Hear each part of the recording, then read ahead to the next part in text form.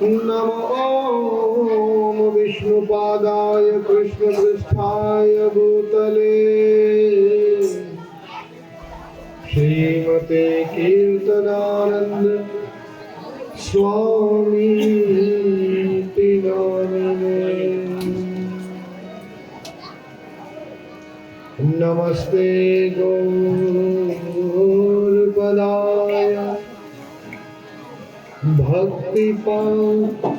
नमस्ते भक्तिपदाय प्रभुपाद प्रियाय ते लीलाक्षेत्रं परम धाम स्थापितं येन पाश्च मे गुरवे गौरचन्द्राय राधिकाय तदालये कृष्णाय कृष्ण भक्ताय तद्भक्ताय नमो नमः। हे कृष्ण करुणा सिंधु दीनबंधु जगतपते गोपेश गोपिका कांत राधा कांत नमस्तुते। तप्त कंचनम गौरांगी राधे वृंदावनेश्वरी वृषभानुसुत देवी प्रणमामि हरिप्रिया। वाञ्छाकल्पतरुभ्यश्च कृपा सिन्धुभ्यैव च पतितनाम पावनेभ्यो वैष्णवेभ्यो नमो नमः। जय श्री कृष्ण चैतन्य प्रभो नित्यानंद श्री अद्वैत गदाधर श्रीवासादि गौर भक्तवृंद। हरे कृष्ण कृष्ण कृष्ण हरे हरे हरे राम राम राम हरे हरे। ओम नमो भगवते वासुदेवाय ओम नमो भगवते वासुदेवाय।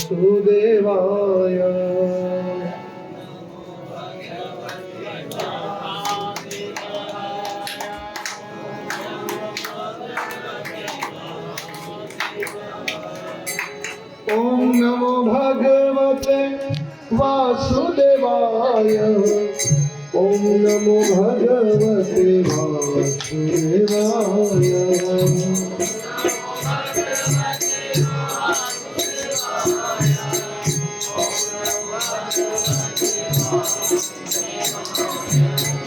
ओम नमो भगवते वासुदेवाय ओम नमो भगवते वासुदेवाय।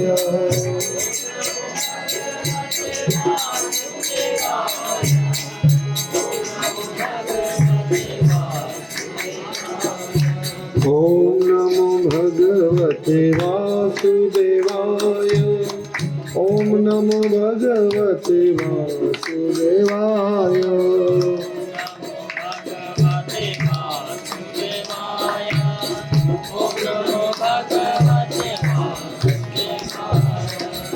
ओम नमो भगवते वासुदेवाय ओम नमो भगवते वासुदेवाय।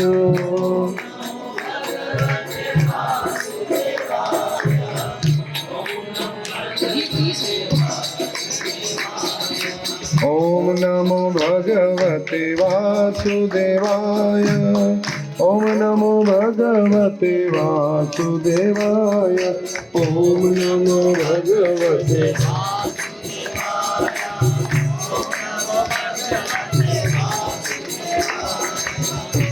नमो भगवते वासुदेवाय।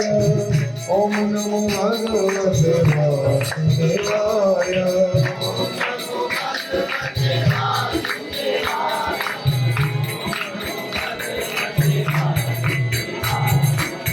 हरे कृष्ण कृष्ण कृष्ण हरे हरे, हरे राम राम राम हरे हरे।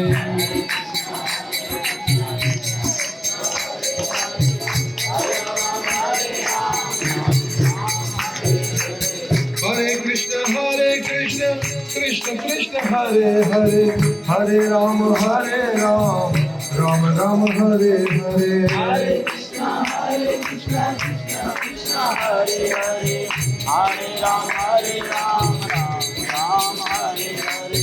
हरे कृष्ण कृष्ण कृष्ण हरे हरे, हरे राम राम राम हरे हरे। हरे कृष्ण कृष्ण कृष्ण हरे हरे, हरे राम हरे कृष्ण कृष्ण कृष्ण हरे हरे, हरे राम राम राम हरे हरे।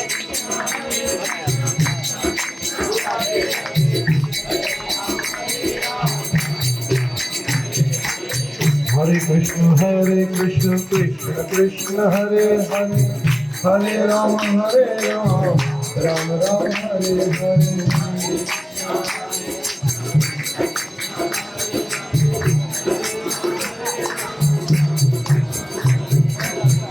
हरे कृष्ण कृष्ण कृष्ण हरे हरे, हरे राम हरे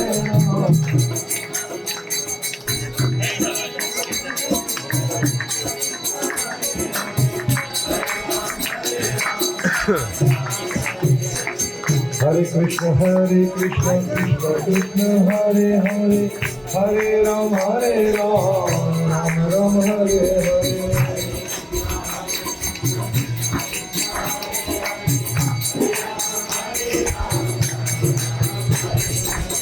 गोविंद जय जय गोपाल जय जय, गोविंद जय जय गोपाल जय जय।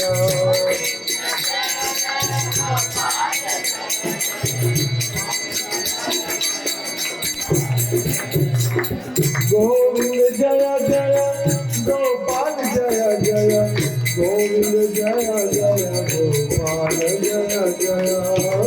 गोविंद जय जय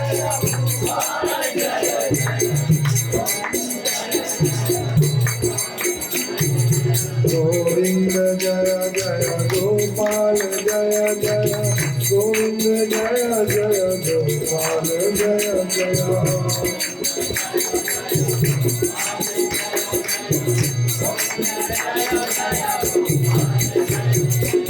गोविंद जय जय गोपाल जय जय, गोविंद जय जय गोपाल जय जय।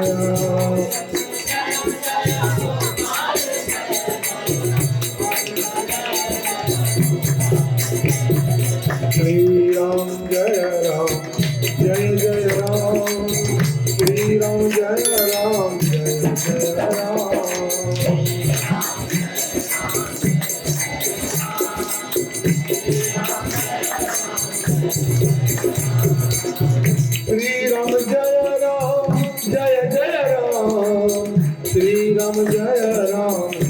जय राम।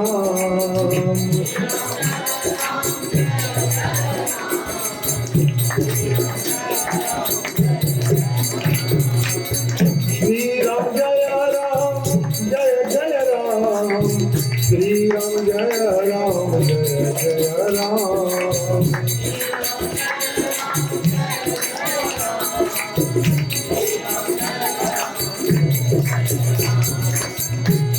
बहुत सारे भक्त कह रहे थे कि ऊपर जाना है। पूछा क्यों जाना है? कह रहे हैं राम जी ने तीर मारा था, पानी निकला था। क्यों जा रहे थे लोग दर्शन करने? राम जी ने तीर मारा, और तीर लगने से क्या हुआ? पानी निकला। और मैं भी आपको एक उपाय बताता हूँ, आप राम नाम का जप करो, राम नाम आपके दिल में लगेगा और दिल से राम ही निकलेगा।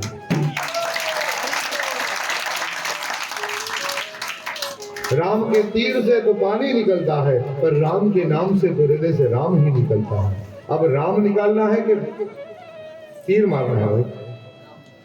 काम किससे बनेगा, राम से या वो पानी से? तो फिर बोलो ना, श्री राम जय राम जय जय राम, श्री राम जय राम जय जय राम,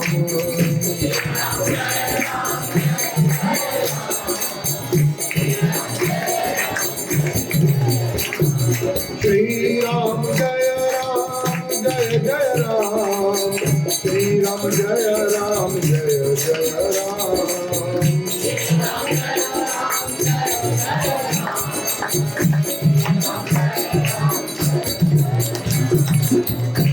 राम जय राम जय जय राम,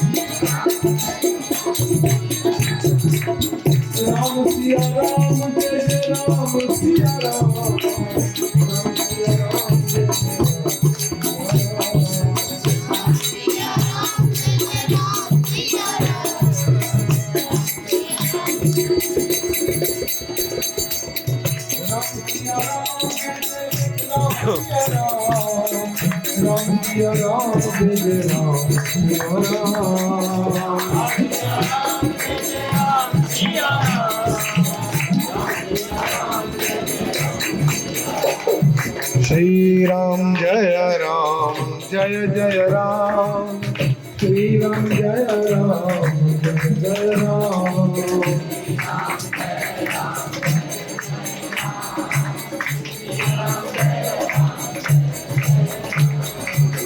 राम राघव राम राघव राम राघव राम राघव राम,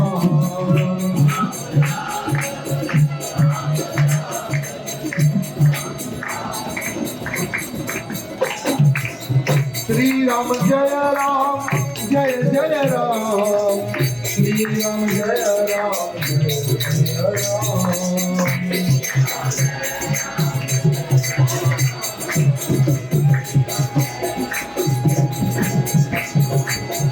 श्री राम जय राम जय जय राम, श्री राम जय राम जय जय राम,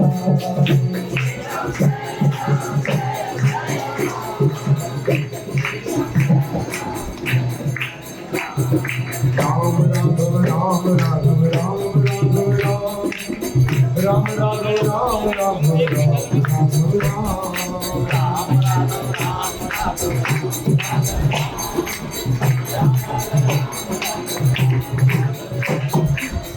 राम राम बोलो इसमें कल्याण है, राम राम बोलो इसमें कल्याण है,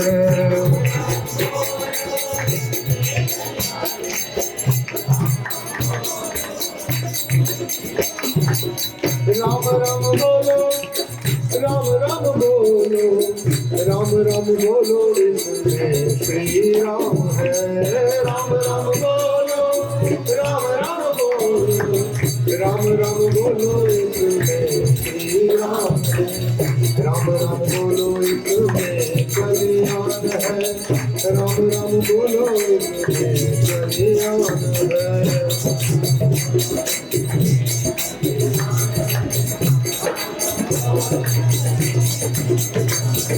राम राजा राम राजा राम राजा राम, राम राजा राम राजा राम राजा Ram,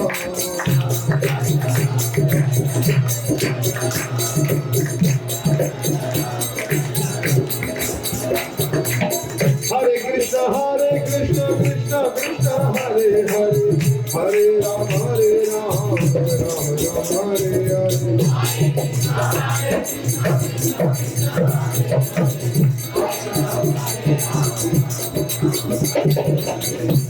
Krishna Krishna Krishna Hare Hare Hare Rama Rama Rama Hare Hare Hari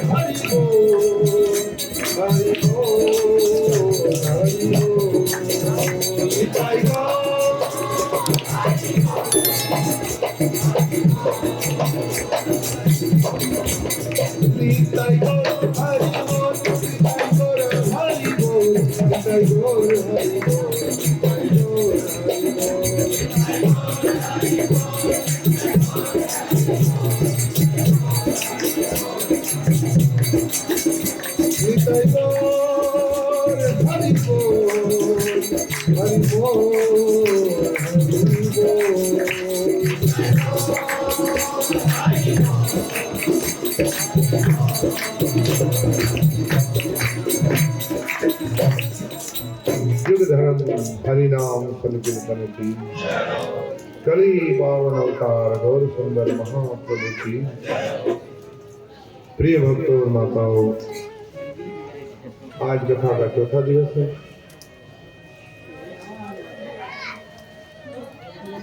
माँ भगवती के आंगन में बैठ करके आइए एक बार जोर से हृदय से माँ भगवती की जयकार करें। बोल जयकारा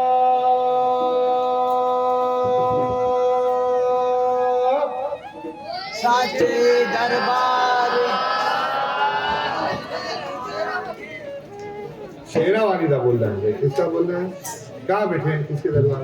बोल जयकारा।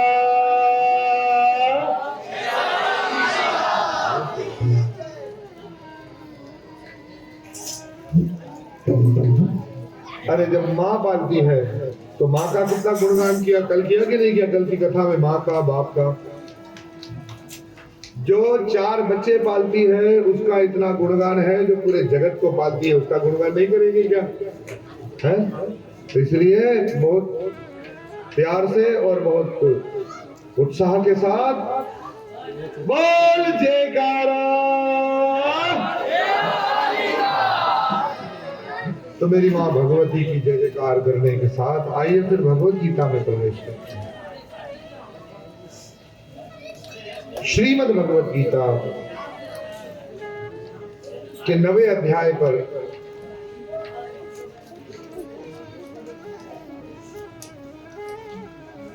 कल के 6ठे सत्र में हमने चर्चा की, तीसरा दिवस और कथा का 6ठा सत्र था। आज चौथे दिवस के इस 7वें सत्र में हम प्रवेश कर रहे हैं। विभूति योग 10वां अध्याय क्या है? विभूति। विभूति का अर्थ क्या है? कि भगवान की खूबियां, उनके नजारे, उनकी शक्तियां, उनका विस्तार, उनका प्रसार, ये सब विभूतियां हैं। पर 10वें अध्याय में भगवान ने बताया कि मैं ये हूं, ये हूं, ये हूं, ये हूं, पर अंत में जो भगवान ने बताया विभूतियों का कि मैं तो अपने एक अंश से पूरे विश्व को चला रहा हूं। इतने बड़े ज्ञान में उलझने की जरूरत है। पर 10वें अध्याय का महत्वपूर्ण स्वरूप जो हमें समझना है। एक ही श्लोक पर बात करूंगा 10वें अध्याय से अभी, क्योंकि समय के साथ हम चर्चा को आगे ले जाएंगे। तो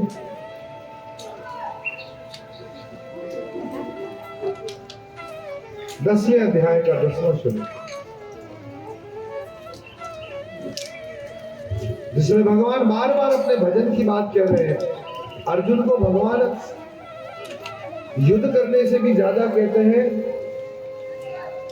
इच्छा और द्वेष से रहित हो जाओ, काम क्रोध से, सुख दुख से, मान अपमान से रहित हो जाओ। भजामी भजामी भगवान कहते हैं सततम,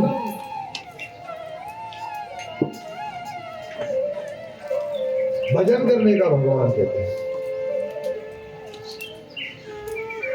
अनन्यास चिंतयन्तो माम, ऐसा भगवान कहते हैं। 10वें अध्याय के 10वें श्लोक में भगवान कहते हैं तेषाम सतत युक्तान भजताम प्रीतिपूर्वकम दधामि बुद्धि योगम तमेन माम उपयान्ति। बड़ी गंभीरता की चर्चा करते हुए भगवान समझा रहे अपनी विभूतियों में, पर एक महत्वपूर्ण बात 10वें अध्याय की है।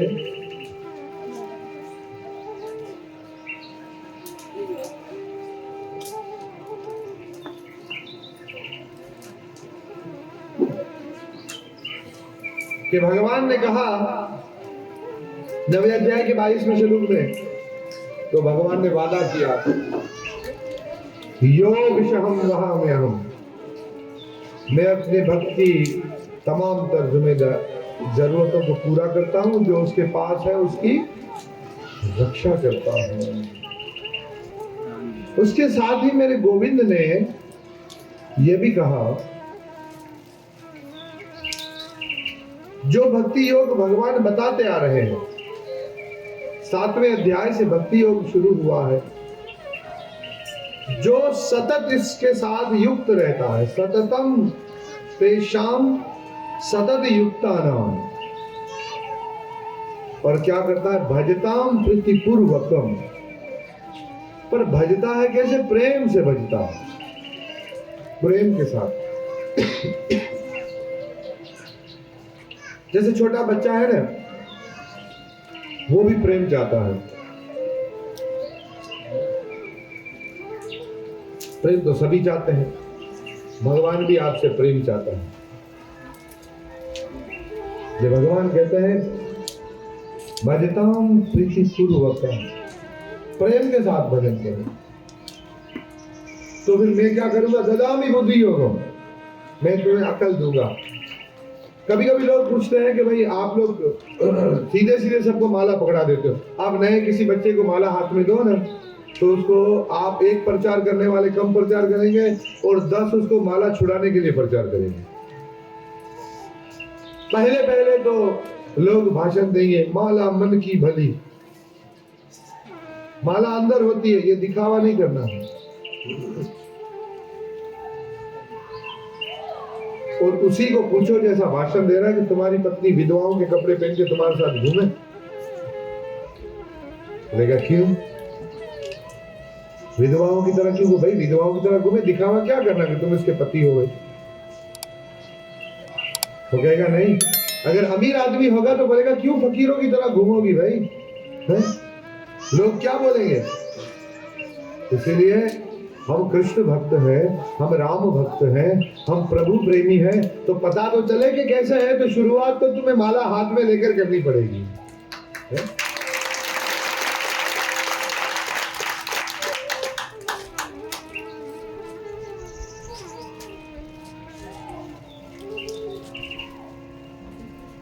वेस्टर्न कपड़े पहने हो तो आदमी देखते ही बच्चों को देख के पता भाई ये मॉडर्न घर के हैं।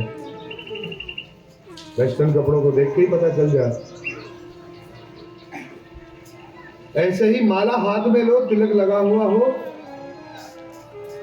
तो सबको लगता है कि कोई साधु है।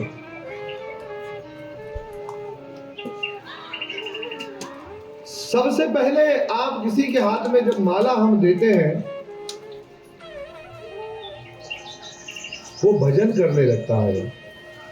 और जिस वक्त उसका भजन प्रेम पूर्वक होने लगेगा और भगवान उसको बुद्धि भी देंगे। भगवान का वादा है, ददामि बुद्धि होगी। उनको कोई समझ ना हो।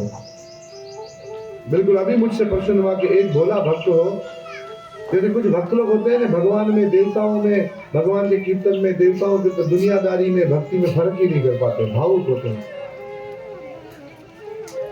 हर बात पे। कुछ लोगों को तो खाली ठुमके ही लगाने हैं, उसका तो पता कल ही चल गया कि समझ में भी नहीं आ रहा था क्या गाया जा रहा है, फिर भी कुछ लोगों को तो खाली नाचना ही है।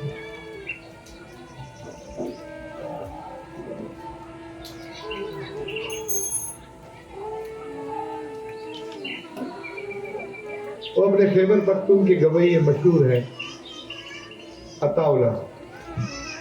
उनका इंटरव्यू चल रहा था एक बार। इंटरव्यू में उनसे किसी ने पूछा, आपको लगता है आप बहुत अच्छे मतलब गाते हैं, आप, दुनिया तो आपको बोलती होगी, आप क्या समझते हैं? उन्होंने कहा, अभी आप इससे ही अंदाजा लगा ले कि मैं गमगीन गाना गाता हूँ, उसमें भी लोग नाच रहे होते हैं, फिर मैं कितना अच्छा कलाकार। लोगों को पता ही नहीं क्या हो रहा है, क्या करना है, क्यों करना है। उनको थोड़ा उछल लेना है, उछलना है। इसी उछलने के चक्कर में, इसी नाचने के चक्कर में आज हमारे मंदिरों से भजन खत्म हो गया।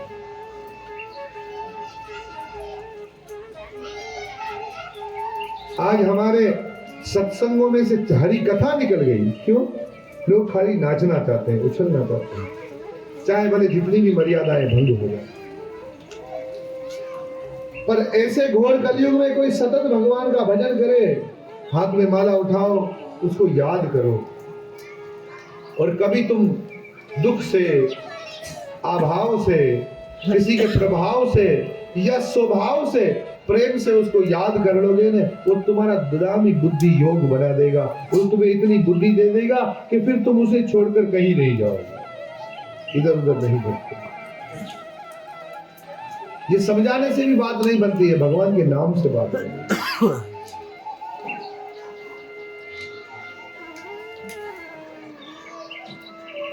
ये नाम से बात। इसलिए 10वें अध्याय से हम ये सीखते हैं कि हमें सतत भगवान का भजन करना है। आदमी बड़ा खूबसूरत हो, दिखने में भी अच्छा, बालों से भी गोल्डन, और चेहरा भी उसका मुस्कुराता हुआ नूरानी हो, पर उसको अगर बुद्धि ना हो ना, तो कोई भी लड़की उससे शादी नहीं करेगी। करेगी भले धनवान परिवार का हो, रूपवान हो, पर उसको बात करने का अकल ना हो, क्या बैठ रहा है, कहाँ उठ रहा है। तो ये बुद्धि मेरे ठाकुर जी से आएगी, ये समझ मेरे ठाकुर जी से प्राप्त होती है। अगर मेरे प्रभु ने पूरा तुम्हें बनाकर, अगर उसमें से थोड़ी सी अकल निकाल दी हो और तुम्हें अकल से शून्य कर दिया हो, रोटी में और मिट्टी में फर्क ना रहे, तो फिर लोग संसार में भी तुम्हारी कोई वैल्यू नहीं होगी। तो भगवान ने कृपा की, तुम्हें बुद्धि दी है, इसलिए उस बुद्धि का उपयोग अपने कल्याण के लिए करो। अब जो बुद्धि हमारे पास है ना, इस बुद्धि का उपयोग हमें संसार में करना है।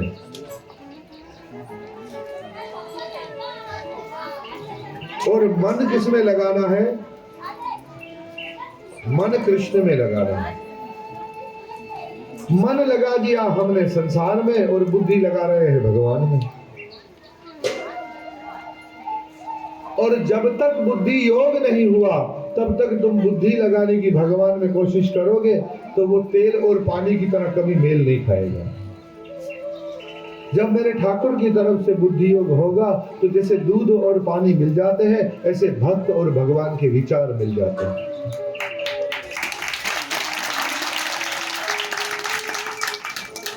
जब तक संसारी बुद्धि है, तब तक मनुष्य वो करता है जो उसकी इच्छा होती है। पर जब उसके साथ बुद्धि योग हो जाएगा, जब वे सतत बुद्धि योग से मेरे ठाकुर के विचारों के साथ उसके विचार मिल जाएंगे, तब वो करने लगेगा जो कृष्ण चाहते हैं। तब क्या करने लगेगा? वो उससे होगा जो कृष्ण चाहते हैं। तो प्रिय भक्तों, 11वां अध्याय श्रीमद् भगवद गीता का अर्जुन को जो भगवान ने विभूतियां बताई,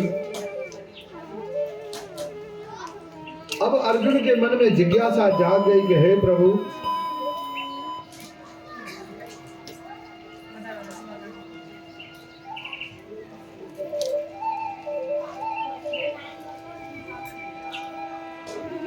अब यहां पर अर्जुन ने 10 अध्याय सुनने के बाद जो अर्जुन ने कहा था ना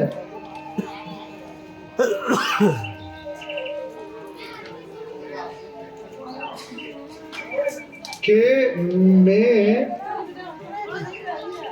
कर्पण्य दोषो अपहृत स्वभाव, मैं अपनी कमजोरी की वजह से, अपने कंजूस स्वभाव की वजह से अपना कर्तव्य भूल गया हूं। अर्जुन की दिशा मोहमय थी, पर 11वें अध्याय में अर्जुन ने ये कबूल किया। क्या कबूल किया? अर्जुन उवाच, सब बोलिए, मता अनुग्रहाय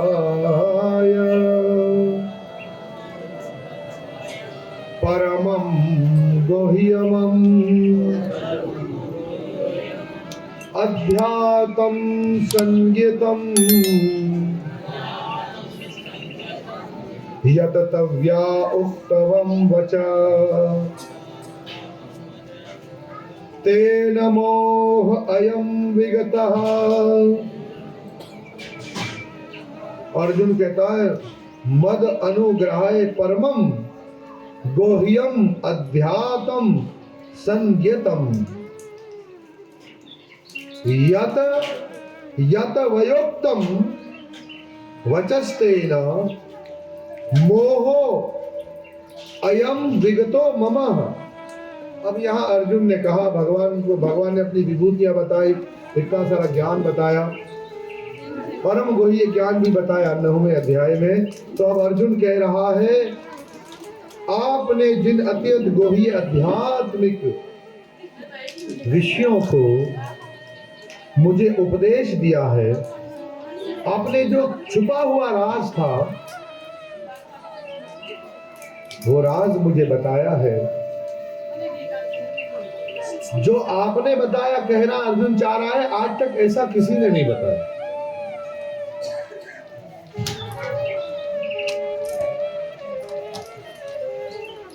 आज आपने जो बताया है ना, ऐसा किसी ने बताया। आपने जो मुझे बताया ना, ऐसा पहले किसी ने जाना भी नहीं।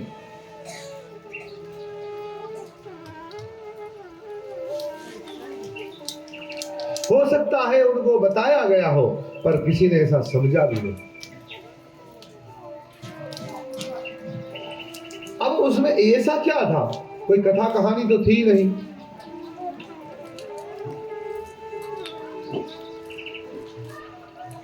बस इतना सा समझ लो कि जिस तरह भगवान ने अर्जुन को अपना जानकर अपना स्पष्ट तत्व उसे बताया, ऐसा तत्व किसी ने नहीं बताया।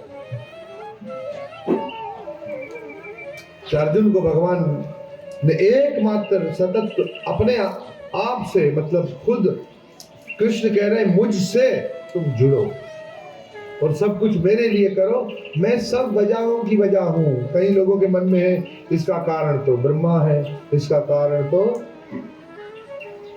शिव है, इसका कारण तो दुर्गा है, इसका कारण तो मैं हूं, इसका कारण देवता है। पर उन सब का कारण कौन है? वो कृष्ण है। ऐसा स्पष्ट अर्जुन को भगवान ने बताया। और भगवान ने यह भी बताया कि कोई जिम्मेदारी ले या न ले, अपने भक्त की जिम्मेदारी ले लेता। कोई धर्म की हानि हो रही हो, अधर्म बढ़ रहा हो, कोई आए ना आए, मैं आता हूं, मैं आता हूं। कई बातें,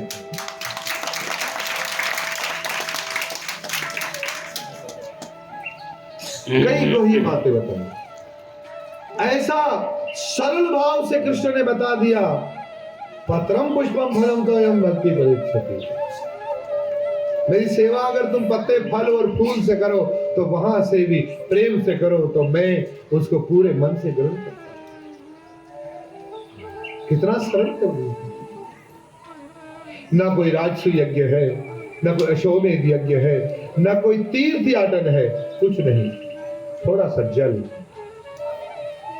एक तुलसी का पत्ता मेरे गोविंद को खरीद लेता। पत्रम, और सब जानते हैं मेरे ठाकुर को तुलसी प्रिय है। पत्ते, तुम्हारे पास तुलसी नहीं है तो तुम कोई भी पत्ता रखो ना, फिर भी कबूल कर लेंगे। ये बात भी मैं आपको बता दूं, क्योंकि वे भक्त के भाव को देखते हैं, कभी कभी नियम को भी भूल जाते हैं। एक माता मुझसे पूछ रही थी, ऐसा क्या है जिसका भोजन करके कृष्ण प्रसन्न होते हैं? मैंने कहा भाई उसे तो सड़ा हुआ झूठा ये पसंद है।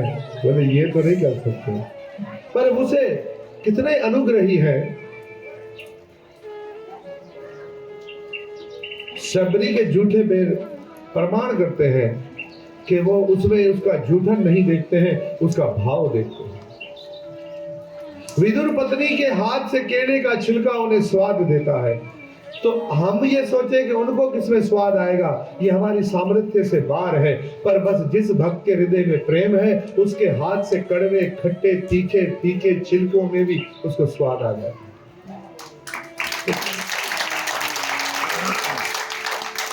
संसार में आप जितने भी प्रेम से बनाओ, थोड़ा नमक ऊपर नीचे हो जाए तो फिर भी आपको भाषण ही सुनना मिलेगा, क्योंकि संसार आपकी बुद्धि को देखेगा, आपके मन को नहीं। और कृष्ण के लिए जो तुम करो उसमें जितना भी ऊपर नीचे हो जाए, कृष्ण तुम्हारा मन देखेगा, तुम्हारी बुद्धि को नहीं।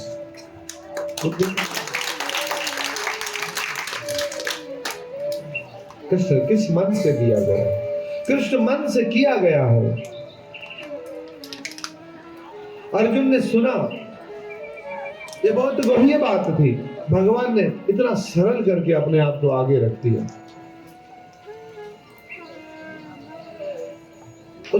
ये गीता से पहले आप किससे पूछते भगवान कैसे मिलते? बहुत बड़ा कठिन है भाई। अभी भी लोग ऐसा समझते हैं कि भक्ति बहुत कठिन है, पर मैं कहता हूं जब भक्ति शब्द शुरू होता है ना, वहां से सब सरलता शुरू हो जाती है, सब सरलता शुरू हो जाती है। जहां तुम भक्ति शुरू करोगे तो वहां कठिनाई खत्म, फिर कठिनाई बचती ही नहीं। कठिनाई तब तक है, कठिनाई ज्ञान तक है, कठिनाई कर्मों तक है, पर जहां भक्ति आती है वहां कठिनाई खत्म हो जाती। अंधे को लाठी मिल जाए, ऐसे किसी को भक्ति का भाव मिल जाए, समझो अंधे को लाठी मिल गई। और जैसे अंधे को लाठी मिल जाए और लाठी के साथ कोई लाठी अपने हाथ में पकड़ ले, ऐसे ही कोई भगवान का भक्त अगर आपको भक्ति के जरिए आपका हाथ पकड़ ले, तो समझो अंधे को लाठी भी मिल गई और उसको रोड पार कराने वाला व्यक्ति भी मिल गया।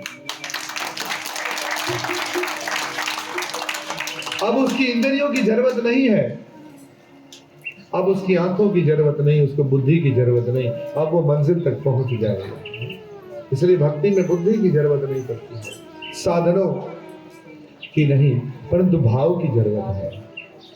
अर्जुन ने सुना, अर्जुन परम गदगद है। अर्जुन कह रहा है, आपने जो मुझे उपदेश दिया है उसे सुनकर अब मेरा मोह दूर हो गया है। क्या हो गया मेरा मोह?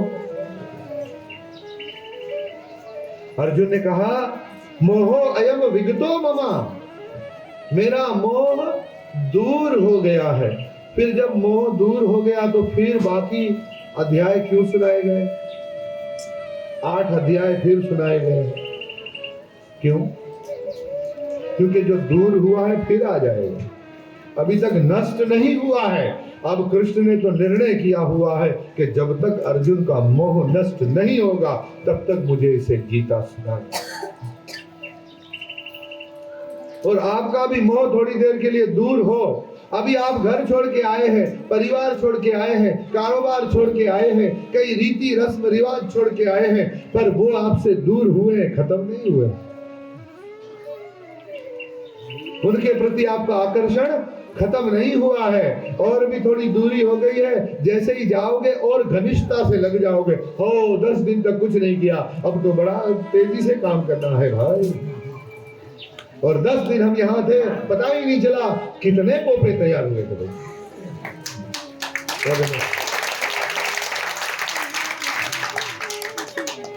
कितनी कमेटियां वसूल हुई पता नहीं चला। कुछ लोग तो बीच बीच से चले जाते हैं और अघोर के पास पता करके आते हैं क्या हुआ क्या नहीं होता, शांति हो गई, आ जाओ। अब थोड़ा दूर हुआ है, पर जो दूर हुआ है फिर पास आ जाएगा। दूरियां मजबूरियां हैं भाई,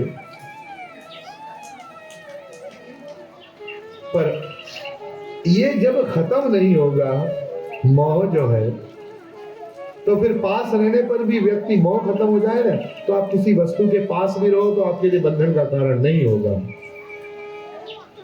यहां तो मोबाइल नहीं चल रहा है तो आपकी चिंता कम है, पर यहां से जाओ और ये गीता का संदेश, ये गीता प्रेम योग दर्शन आपके हृदय में असर करे, और घर में बाजू में मोबाइल पड़ा हो और आपकी माला चल रही हो तो समझो कामयाबी हो।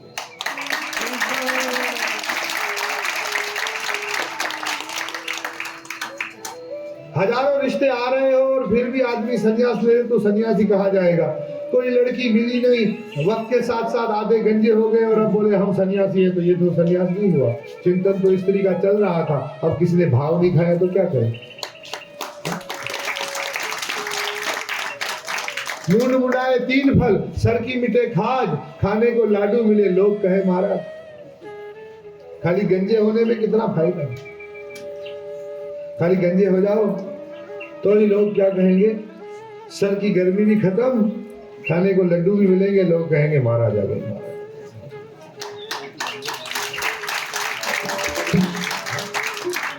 लेकिन समझना यह है, अब जो दूर हुआ है फिर आ जाएगा, इसलिए सतत सत्संग सुनते रहो। 10 दिन सुनो फिर घर जाओ फिर भूल जाओ नहीं। आप यहाँ आए हो, सत्संग सुनते हो और घर जाकर आप यहाँ से एक निर्णय करके जाओ कि अगर मुझे पढ़ना आता है तो मैं ज्यादा नहीं तो 2-4 श्लोक गीता के जरूर सुनूंगा, 2-4 श्लोक जरूर पढ़ूंगा, या 2-4 श्लोक भागवत के, थोड़ी सी रामायण। जैसे आपको कभी गोलियां दी जाती है ना, तो ये वाली गोली सुबह में, ये वाली दोपहर को, ये 5 बजे और फिर ये रात को सोते वक्त ले लेनी चाहिए। तो इसलिए मैं आपको भागवत की गोली सुबह सुबह लो, सुबह सवेरे भागवत की गोली लो, और अगर साथ में आपको रामायण लेनी है तो दोपहर को लो, क्योंकि दोपहर को आदमी का दिमाग बहुत गर्म होता है। इसलिए रामायण की गोली दोपहर को लोगे ना तो आप व्यवहारिक जीवन अच्छा कर लोगे, और रात को सोने से पहले गीता की गोली लेनी चाहिए, ताकि सुबह उठो तो तुम्हारा मोह पहले से नींद से खत्म हो जाए, सवेरे उठ जाओ और भगवान का भजन करने लगो। जैसे रात्रि को 1-2 श्लोक गीता जी के चिंतन कर लिया करो।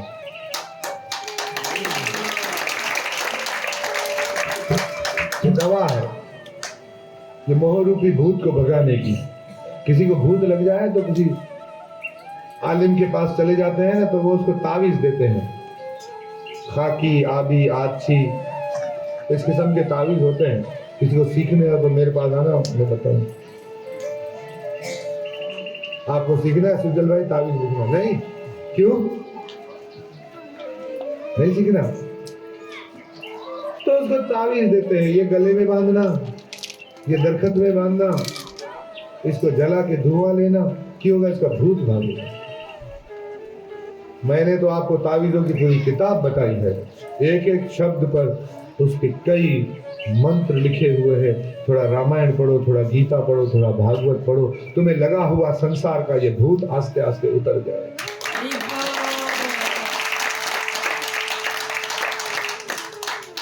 उतरेगा। पर अर्जुन कहते हैं मेरा मोह कृष्ण दूर हो गया है। हे कमल नयन, मैंने आपसे प्रत्येक जीव की उत्पत्ति लय के विषय में विस्तार से सुना है और आपकी अक्षय महिमा का अनुभव किया है। आपकी महिमा तो कभी समाप्त होने वाली ही नहीं है, कभी मिटने वाली ही नहीं है।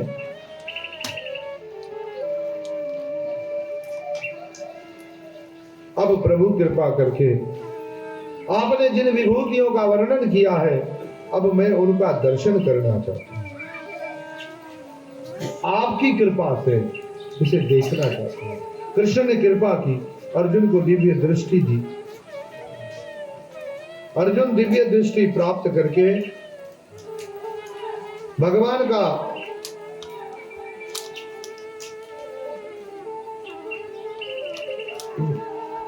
अवलोकन कर रहे हैं।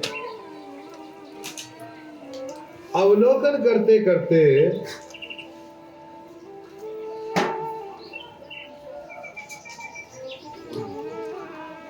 कृष्ण का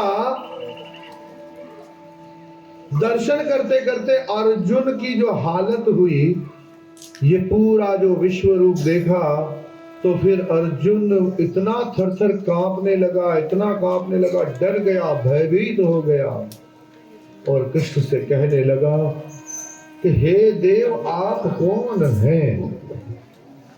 इतना डर गया कि इस वक्त सामने कृष्ण है ये भी भूल गया कि ये स्वरूप किसने शुरू किया। अब कहते हैं फिर भगवान की स्तुति करने लगा अर्जुन, तस्मात् परिणामये परिणिधाय कायम प्रसादये तव मां। आप प्रत्येक जीव द्वारा पूजनीय भगवान है, अतः मैं गिरकर सादर प्रणाम करता हूं। महात्मा लोग बताते हैं कि अर्जुन रथ से उतरा और दंडवत गिरकर प्रणाम कर रहा है। किसको? कृष्ण को। और आपकी कृपा की याचना करता है। जिस प्रकार पिता अपने पुत्र की जिठाई को, मतलब उसकी हट धर्मी, कभी कभी बच्चे अपनी चलाने लगते हैं, जैसे पिता अपने पुत्र की जिठाई को सहन करता है, या मित्र अपने मित्र की गलतियों को बर्दाश्त करता है, या प्रिय अपनी प्रिया का अपराध सहन कर लेता है, जैसे प्रीतम अपनी प्रेमिका का अपराध सहन कर लेता है, उसी प्रकार आप कृपा करके मेरी त्रुटियों को सहन कर ले, मेरी गलतियों को सहन कर ले।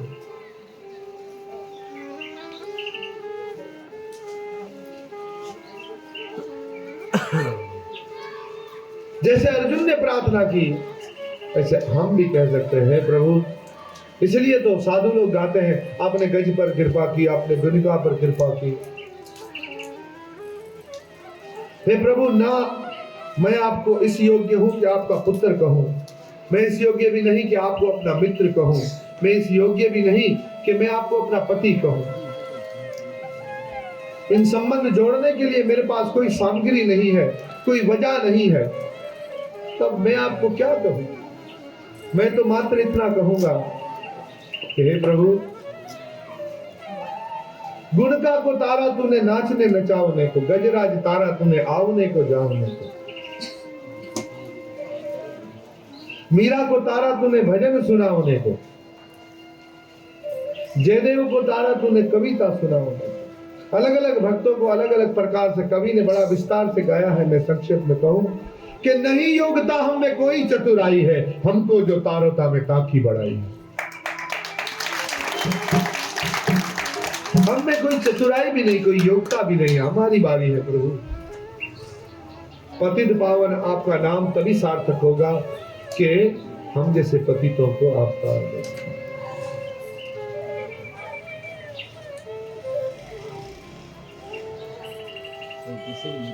और भगवान भी कहते हैं कि मैं तो तुम्हें कई जन्मों से कह रहा हूं कि आओ मेरी तरफ, लौट के आओ, छोड़ो सब झंझट को। अपने घर में सुख है, अपने घर में सब कुछ है, फिर यहाँ दिखे खाने से तुम्हें क्या मिलेगा? क्यों भटक रहे हो? क्यों झूठे रिश्ते नाते बना रहे हो? आ जाओ घर, घर में सुख है, लौट कर आओ। और भक्त को भी कहना पड़ेगा कि भगवान, अगर आपके घर आऊं तो कोई रिश्ता तो होना चाहिए। कई जन्मों से बुला रहे हो, कई जन्मों से बुला रहे हो, कोई तो रिश्ता जरूर होगा।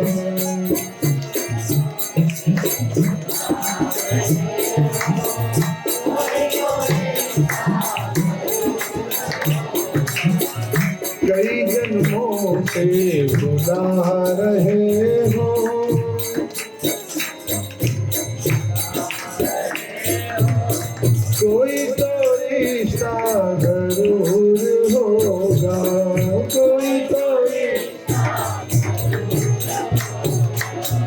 कई जन्मों से बुला रहे हो,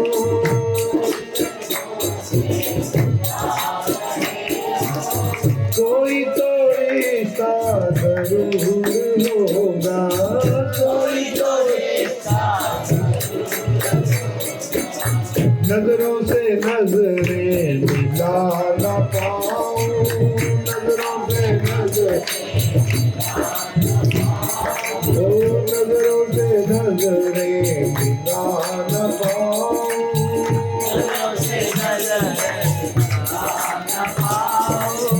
मेरी नजर का कसूर होगा,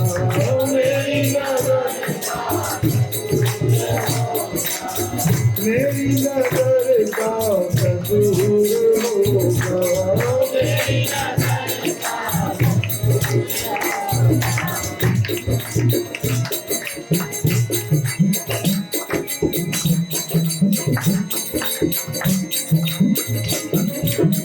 तुम ही तो मेरे माता पिता हो, तुम ही तो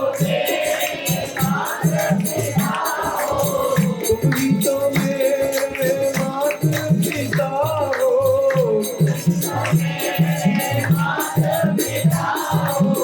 तुम ही तो मेरे बंधु सखा हो, तुम ही तो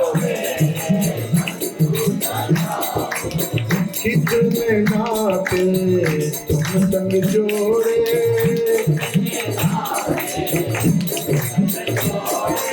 ओ कितने नाते तुम संग जोड़े,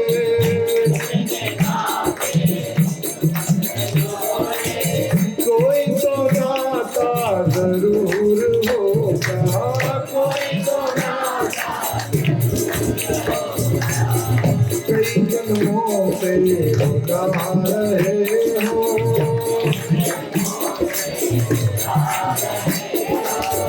कई जन्मों से बुला रहे हो,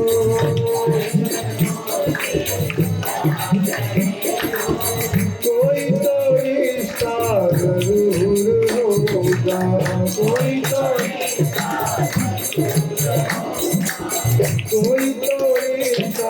जरूर होगा।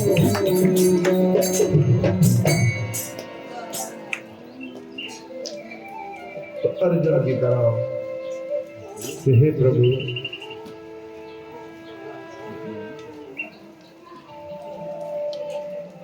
जिस प्रकार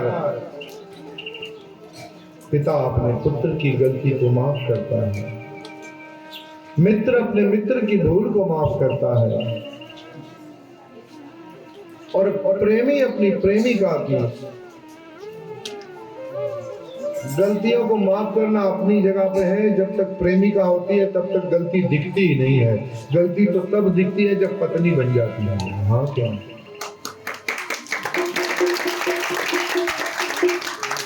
जब तक प्रेमिका होती है तब तक तो कोई गलती दिखती ही नहीं है।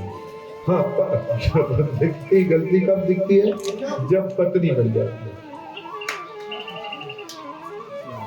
तो प्रेमी अपनी प्रेमिका के अपराधों को क्षमा करता है। हे प्रभु, आप मेरे अपराध को क्षमा करें। पहले कभी न देखे गए आपके इस विराट रूप का दर्शन करके मैं पुलकित हो रहा हूं, किंतु साथ ही मेरा मन भयभीत हो रहा है। अतः आप मुझ पर कृपा करें और हे देवेश, हे जगन निवास, अपना पुरुषोत्तम भगवत स्वरूप पुनः दिखाइए। वही अपना जो पुरुषों में उत्तम आपका स्वरूप है ना, आप वो दिखाइए। हे सहस्त्रभुज भगवान, मैं आपके मुकुटधारी चतुर्भुज रूप का दर्शन करना चाहता हूँ, जिससे आप अपने चारों हाथों में शंख चक्र गदा तथा पद्म धारण किए हुए हो। मैं उसी रूप को देखने की इच्छा करता हूँ। मैं आपके उस रूप को देखूं। अब भगवान कहते हैं तुम मेरे उस रूप को भी देखो। आगे भगवान दिखाएंगे जो उस चतुर्भुज रूप से भी बहुत ज्यादा मीठा सौम्य मधुर है। श्री भगवान उवाच मया प्रसन्नेन तव अर्जुनदं रूपं परम दर्शिताम् आत्मयोगा।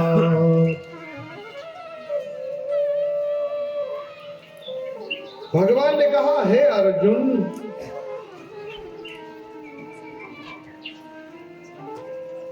मैंने प्रसन्न होकर अपनी अंतरांग शक्ति के बल पर तुम्हें इस संसार में अपने इस परम विश्व रूप का दर्शन कराया कि मैं इस संसार में कैसे रचा बसा हूं और मैं कैसे इसको उत्पन्न करता हूं, पालन करता हूं, उसका लय कर देता हूं।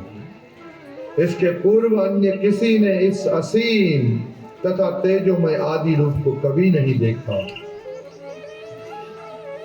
हे कुरुश्रेष्ठ, तुमसे पूर्व मेरे इस विश्व रूप को किसी ने नहीं देखा, क्योंकि मैं ना तो वेद अध्ययन के द्वारा, अब ध्यान दीजिए, ना तो मैं वेद पढ़ने से, न यज्ञ से, ना दान से, ना पुण्य से।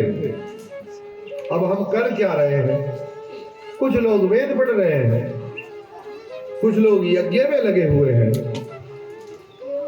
कुछ लोग दान कर रहे हैं, कुछ पुण्य कर रहे हैं, पर भगवत प्राप्ति, भगवान ने यहां तक का कठिन तपस्या के द्वारा इस रूप में, इस संसार में नहीं देखा जा सकता। ये सारी चीजें नहीं तो भगवान को देखना हो तो क्या करें? भगवान नहीं कह रहे हैं कि तुम वेद न पढ़ो, यज्ञ न करो, दान न करो, तपस्या न करो, पुण्य न करो, ऐसा नहीं करे, पर मेरे इस रूप में मुझे नहीं देखा जा सकता। इसका बल लगाओगे मैं हाथ में आने वाला नहीं। तुम मेरे इस भयानक रूप को देखकर अत्यंत विचलित एवं मोहित हो गए हो। अब इसे समाप्त करता हूं। मेरे भक्त, तुम समस्त चिंताओं से पुनः मुक्त हो जाओ। तुम शांत चित्त से अब अपना इच्छित रूप देख सकते हो। अब जो तुम इच्छा कर रहे हो वे रूप में तुम्हें दिखाता हूं। संजय कहते हैं, संजय ने धृतराष्ट्र से कहा कि अर्जुन से इस प्रकार कहने के बाद भगवान कृष्ण ने अपना असली चतुर्भुज रूप प्रकट किया। अंत में 2 भुजाओं वाला अपना रूप प्रदर्शित करके भयभीत अर्जुन को धीर्य बताया। इसलिए भगवान को विराट रूप के उसमें देखने की कोशिश न करें मेरे भाई बहन, क्योंकि उसको देखते ही अर्जुन की हालत खराब हो गई। हमारी आपकी क्या होगी? क्योंकि अर्जुन तो महाबाहु थे। अर्जुन क्या थे? परंतप थे, शत्रुओं पर विजय पाने वाले महाबाहु थे। उनकी भुजाओं में 10,000 योद्धाओं को परास्त करने का बल था। पर हम लोग तो अभी घर में चूहा निकल जाए तो सारे इधर से उधर उछल जाते हैं। कितना हमारा शरीर मेरे अंदर रखे तो फिर भी सोच हुए तो आ ही जाएंगे, 500 आ सकते हैं। और लोगों के इतने बड़े बड़े शरीर, फिर भी एक छोटा सा चूहा निकले तो सारे घर में उछल कूद करने की होता है। और विश्वास भी देखो कैसा है। कभी घर में कोई बड़ा पुरुष ना हो तो छोटे लड़के को सुला के कहते हैं चलो ये है ना, बस कोई डरने की बात। वो बेचारा खुद की रक्षा ना कर सके, उसकी फिर भी मन बना हुआ है।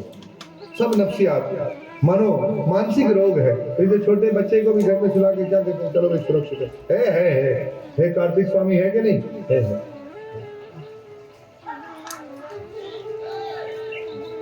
और भय खाते हैं तो एक छोटे से चूहे से भी भय खा जाते हैं। विश्वास रखते हैं तो छोटे से बच्चे पे भी रख लेते हैं। तो प्रिय भक्तों, भगवान को विराट रूप में नहीं देख सकते, पर अर्जुन ने अंत में भयभीत होकर जिस रूप में देखने की बात कही उसी रूप में भगवान का दर्शन करने की कोशिश।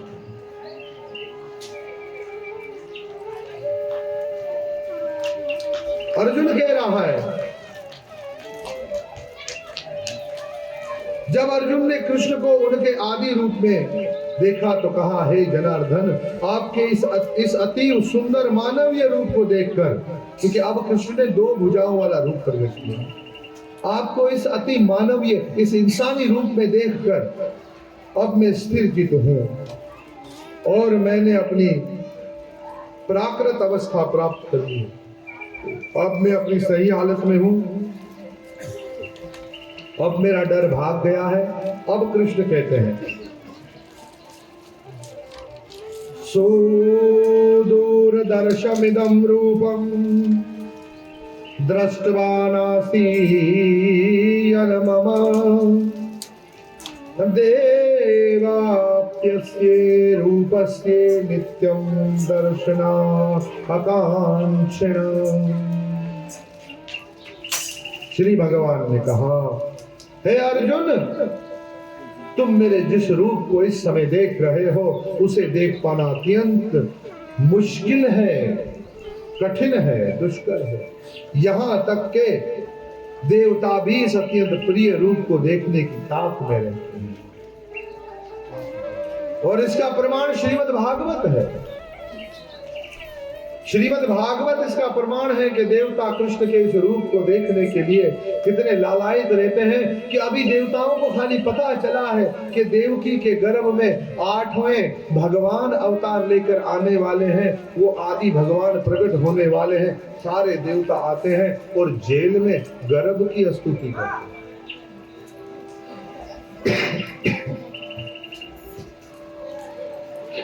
और आप भागवत में जाइए तो श्री कृष्ण जब नंद के अंगना में खेलते हैं तो सारे देवता रूप बदल बदल कर नंद बाबा के आंगन में आते हैं और उस कन्हैया का दर्शन करना है। संसार के सबसे उत्तम जीव में 50 गुण होते हैं, जैसे ब्रह्मा से भी 5 गुण अधिक कहते हैं शिव में होते हैं।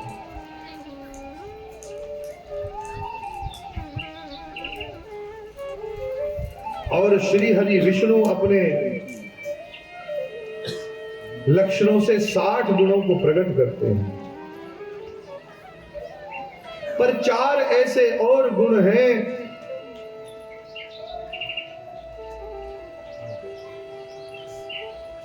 जिन गुणों को प्रकट करना भगवान के अंदर विष्णु रूप में भी नहीं और किसी रूप में नहीं। वो तो कृष्ण लीला जब करते हैं, और कृष्ण लीला में भी जब कृष्ण की बाल लीला करते हैं तो उस वक्त ही उसको प्रकट करते हैं।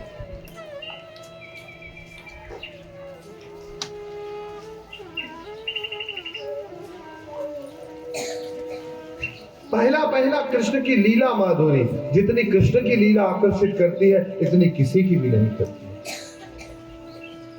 आज भी अगर कोई गाए कि जहां कन्हैया कहते हैं माखन खाकर फिर ये सिद्ध करने की कोशिश करते हैं कि मैंने माखन नहीं खाया है, उस घटना में चले जाए तो कन्हैया क्या करें? ये भजन याद है पुत्र आपको, मैं नहीं माखन खाया। तो क्या कहते हैं कि कृष्ण कह रहे हैं मैं नहीं माखन खाया, और सारे देवता ताक लगाकर देख रहे हैं कि अब मैया कह रही है कि तूने माखन खाया है, और कृष्ण कह रहे हैं कि मैंने नहीं खाया है। अब देखते हैं कि कृष्ण कैसे सिद्ध करेगी कि कृष्ण ने नहीं खाया है, और मैया कैसे सिद्ध करेगी कि कन्हैया तूने खाया है। ये लीला है मेरे कृष्ण की।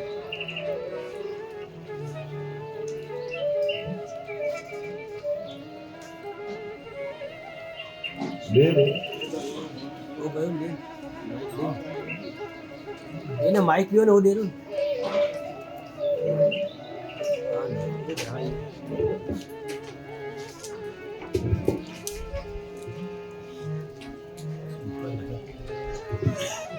थोड़ा चले ना कन्हैया की बातों के साथ साथ कन्हैया की लीलाओं में चले ना।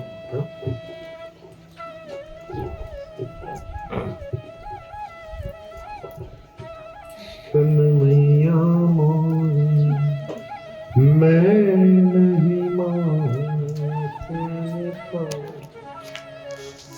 तो अमरबेन बहुत प्यारे, भगवान ने उनको बहुत प्यारा मधुर कंठ दिया है और हम बड़े भागी अपने आप को मानते हैं कि ऐसे आज्ञाकारी बच्चे हमारे साथ जुड़े हैं ठाकुर जी ने, जो बहुत प्यारी सेवा करते हैं। तो जोरदार ताली बजाइए।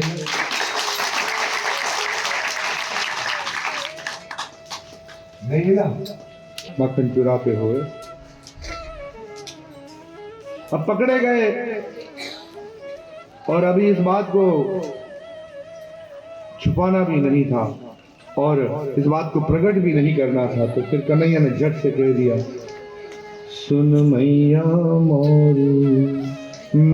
तो फिर मैया कहती है, ये तेरे मुख पर, ये मैं तो बोल के ही बता सकता हूँ, गा के नहीं बताऊंगा कुछ, क्योंकि जितना गाऊंगा इतना ज्यादा बोलता जाऊंगा। तो बोल दे। तो मैंने, ये तेरे मुंह पे लगा हुआ है। बोलता है, नहीं ये मैंने नहीं किया, ये तो ग्वाल वालों ने बरबस मुख लपटायो, ये तो उन्होंने जबरदस्ती मेरे मुंह पे लपटाया। ये सारे मेरे वेरी तो हैं, इसमें से कौन मेरा है? ये सब मुझे फंसाना चाहते हैं। और किसी ने कहा, ये तुम्हें क्यों बताया? तुम्हारे दोस्त है, इनकी माँ ने इनको भड़काया है। इनकी माँ चाहती है कि मैया तेरा पुत्र बदनाम हो। और फिर इस बार बहुत सारे तर्क देने के बाद कन्हैया ने अंत में तो मान लिया। अंत में कन्हैया ने एक तर्क दिया जिससे मैया उनसे लिपट गई, रो पड़ी कि मैया तूने जानो परायो जायो। मैं अगर तेरा अपना बेटा होता ना तो तू मेरी बात पे यकीन कर लेती, तुम्हें तो दूसरों की बात पे यकीन है। तो उस वक्त मैया की छाती तो फट गई। मैया ने उनको गले से लगा लिया। फिर कन्हैया ने भी बड़े प्यार से कहा, सुन मैया मोरी मैंने ही माखन खायो, सुन मैया मोरी। आपको याद है और मेरी तो सारी डायरिया ही चोरी हो गई। जो भजन थे ना, जिसमें मुझे जुबानी भजन याद रहते नहीं, मुझे भोजन के सिवा कुछ याद नहीं रहता है भाई, सच बता दूं। इतने दिनों से बगैर खाया के कथा की, आज तो खिचड़ी खा के आगे कथा भाई गवाह है ना। हाँ तो बोलो, खिचड़ी आलू दोनों खा के आए। तो कन्हैया की बाल माधुरी, उनकी वेणु माधुरी, उनकी लीला माधुरी, और उनकी जो रास माधुरी है, ऐसा कोई नहीं कर सकता। तो कन्हैया के रूप को देख करके अब भगवान अर्जुन को दिखाकर अब कह रहे हैं कि हे अर्जुन, तुम मेरे जिस रूप को इस समय देख रहे हो उसे देख पाना अत्यंत दुष्कर है। यहाँ तक के देवता भी अत्यंत प्रिय रूप को देखने की ताक में रहते हैं। देवता भी तरसते हैं इसे देखने के लिए। इसलिए कृष्ण का चिंतन करते हुए ब्रह्मानंद जी ने ठाकुर जी का दर्शन कर लिया और गोपी भाव से ब्रह्मानंद जी कहते हैं, हे कृष्ण तेरे नाम पे कुर्बान हो रही, हे कृष्ण तेरे नाम पे, हे कृष्ण तेरे नाम पे कुर्बान हो रही, हे कृष्ण तेरे नाम पे कुर्बान हो रही।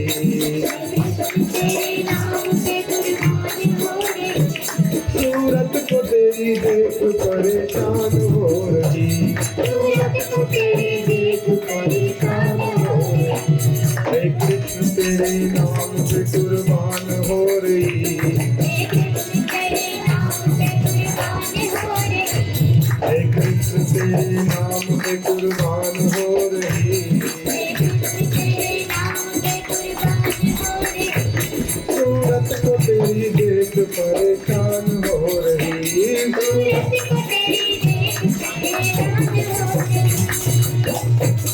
ऐसी रूप माधुरी है मेरे गोविंद की। उनकी रूप माधुरी, बाल माधुरी, वेणु माधुरी, रास माधुरी। इसीलिए आचार्यों ने लिखा है, मधुरम मधुरम मधुरम मधुरम मधुराधिपते अखिलम मधुरम मधुरम मधुरम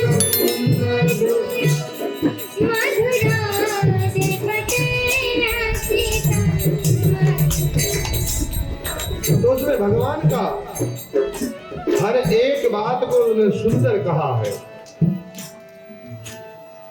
भगवान के नयन को भी मधुर, हास्यम मधुरम, सब कुछ उनका मधुर है। मधुराष्टक में सब कुछ गाया गया, तो इतना ही गा लीजिए। मधुरम मधुरम मधुरम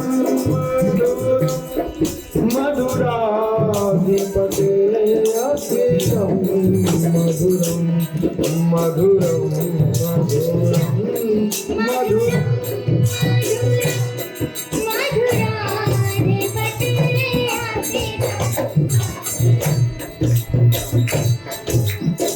तो भगवान हर प्रकार से मेरे गोविंद बहुत सुंदर है, आकर्षित करते हैं। अब अर्जुन से भगवान कह रहे हैं केवल अनन्य भक्ति द्वारा मुझे इस रूप में देखा जा सकता है। भक्त्या तव्या अनन्यया शक्या। कैसे देख सकते हो? अनन्य भक्ति से ही मुझे देख सकते हो। अनन्य का अर्थ है केवल मेरी जो भक्ति करे और किसी की न करे, वो ही मुझे देख सकता है। ध्यान दो। अब थोड़ी देर यहाँ भजन करो, थोड़ी देर फिर किसी दूसरे भगवान के रूप का भजन करो, फिर थोड़ी देर दूसरा भजन करो, फिर कहो एक ही बात है, तो फिर भगवान कहेंगे चलो फिर यहाँ वहाँ जा रहा है, तो यहाँ वहाँ से कर लेगा। पर नहीं, तुम बोलोगे मुझे तो इसी रूप में चाहिए आप, तो फिर वो उसी रूप में दर्शन देंगे, दूसरे में नहीं, इसी में। अब गोपी भाव है ये। गोपियां मिलती है कुरुक्षेत्र के मैदान में। कृष्ण को जाने के बाद 60 साल के बाद मुलाकात होती है कुरुक्षेत्र के मैदान में। और मैंने पहले बताया, कई बार बता चुका हूं कि 60 साल तक नंद बाबा के घर का तो क्या, ब्रिज में किसी के घर का चूल्हा नहीं जला था, किसी ने स्नान नहीं किया था, किसी ने भोजन घर को झाड़ू नहीं लगाया था। सब रात बाट ही जो रहे थे, अभी कन्हैया गए हैं, अभी लौट कर आए। गईयों ने चारा खाना, बछड़ों ने दूध पीना। दो शब्द हैं गाने के हैं, मगर प्रेम की एक झलक दिखाते हैं।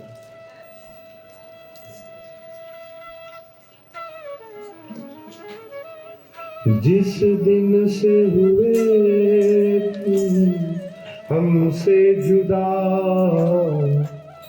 इस दिल ने धड़कना छोड़ दिया।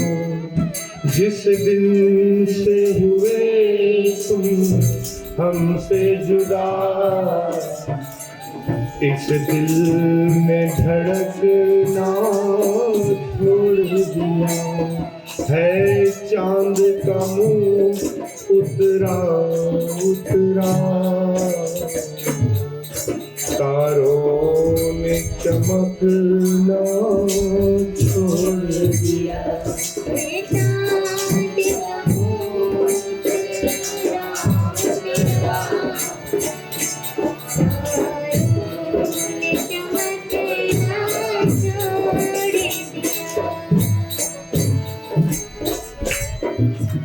ऐसे ब्रज वालों की हालत थी। अचानक खबर आई कि कन्हैया यहीं नजदीक कुरुक्षेत्र में आने वाले हैं।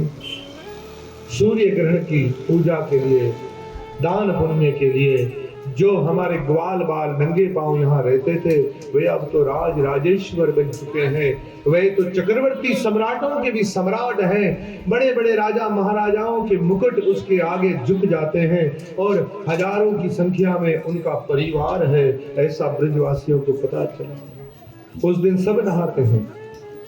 सनातन गोस्वामी लिखते हैं बृहद भागवत अमृत में, और आचार्य गण बताते हैं कि वो आज सबने सजरज की, अपने घर का चूल्हा जलाया, कृष्ण के निमित्त भोजन बनाया, तरह तरह के पकवान। यशोदा मैया की छाती से दूध की धाराएं बह रही है। आज मैं अपने लल्ला को कितने समय के बाद देख,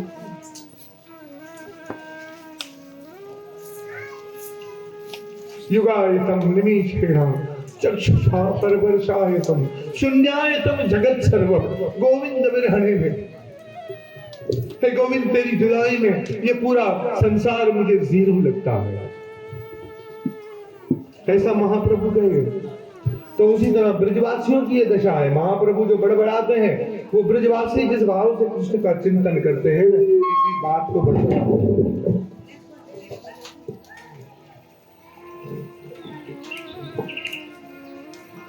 उसी बात को गुनगुनाते हैं।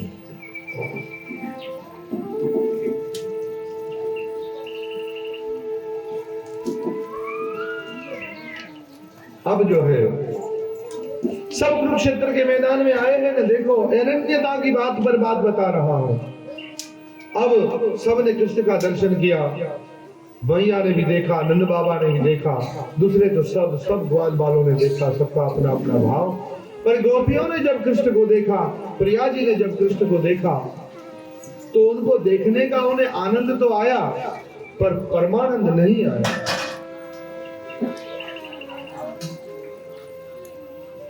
और उसी वक्त मन ही मन राधा रानी कृष्ण से कहती है, गोपियां कहती है कि हे कृष्ण, आज हम वही गोपियां हैं, तुम वही कृष्ण हो।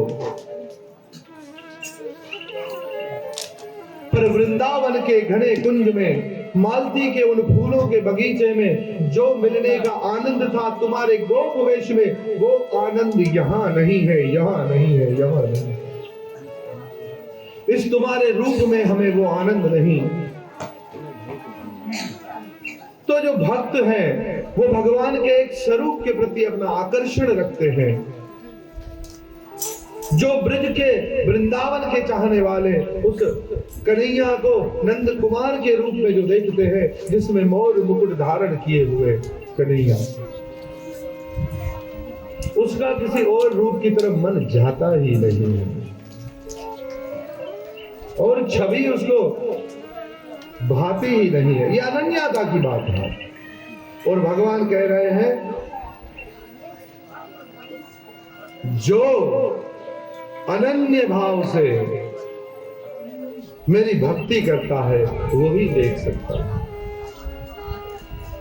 घड़ी तुम पत्थर में उसे देखो, घड़ी तुम दरख्तों में देखो, तो कहे जो प्रकृति में ही देख रहा है, मुझे अपने असली रूप में देखना ही नहीं चाहता है, तो फिर सामने आने की क्या बात है।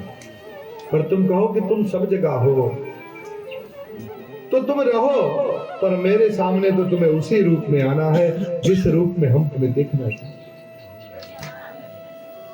इसलिए वृंदावन बिहारी तुम्हारा जिस रूप में आकर्षण हो, उसी रूप में देखना चाहो, फिर यहां वहां भटकते और सबको आकर्षित करे, वे भगवान का मुरली मनोहर रूप है। ना चक्र सुदर्शन धारण किए हुए इतने अच्छे लगते हैं। हाँ, महात्माओं को कभी माँ यशोदा के आगे कान पकड़े डरते हुए अच्छे लगते हैं। जो वत्सल भाव से पूछते हैं, वो कहते हैं देखो मैया यशोदा के आगे कैसे घबरा रहे हैं, सखी भाव वाले सखाओं के साथ। श्रृंगार रस से उसका भजन करने वाले प्रिया जी के आगे पंखा झुलाते हुए अच्छे लगते हैं भाई, इसके सिवा नहीं अच्छे लगते।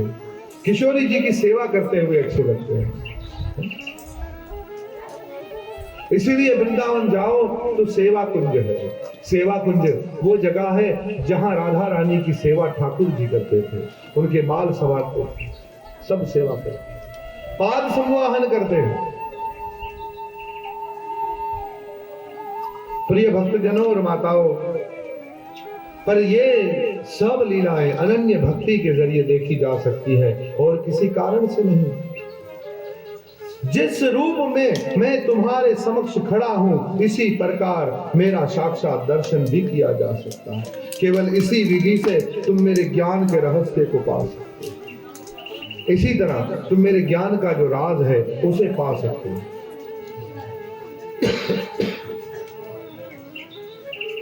श्रील प्रभुपाद इस श्लोक की टीका में समझाते हुए कहते हैं कि कृष्ण करुणा करके शिष्य को गुरु के रूप में प्राप्त होते हैं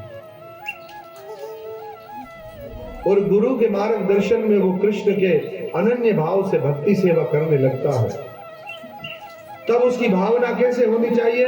श्वेताक्षर उपनिषद के 6 अध्याय का 23वां श्लोक श्रील प्रभुपाद यहाँ पर बताते हुए कहते हैं, यस्य देवे परा भक्तिर् यथा देवे तथा गुरु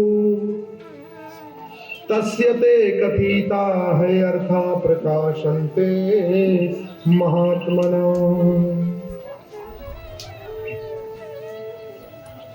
जिसमें भगवान के लिए अविचल भक्ति भाव होता है और जिसका मार्गदर्शन गुरु करता है, जिसमें भी उसकी वैसी अविचल श्रद्धा होती है। जो गुरु हमारा मार्गदर्शन करता है, उस गुरु में आपकी भगवान जैसी श्रद्धा होती है। अब सुनो क्यों?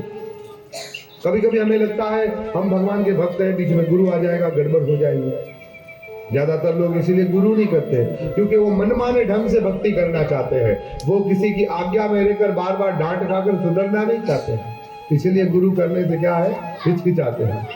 वो सोचते हैं मैं अपने मनमाने ढंग से करूंगा तो मैं जैसे ही कर लूंगा, ऐसे कर लूंगा। पर जब गुरु कर लूंगा तो कहेंगे ऐसे ना करो, ऐसे करो, ऐसे ना करो, ऐसे करो, ऐसे ना करो। पर श्वेताक्षर उपनिषद में लिखा है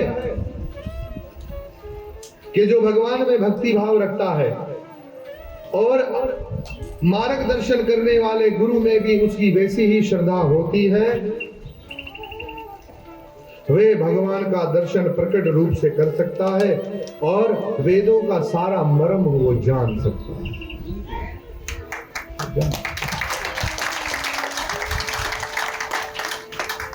मानसिक चिंतन मनोधर्म द्वारा कृष्ण को नहीं समझा जा सकता। जो व्यक्ति प्रमाणिक गुरु के मार्गदर्शन प्राप्त नहीं करता, उसके लिए कृष्ण को समझने का शुभ आरंभ कर पाना कठिन है।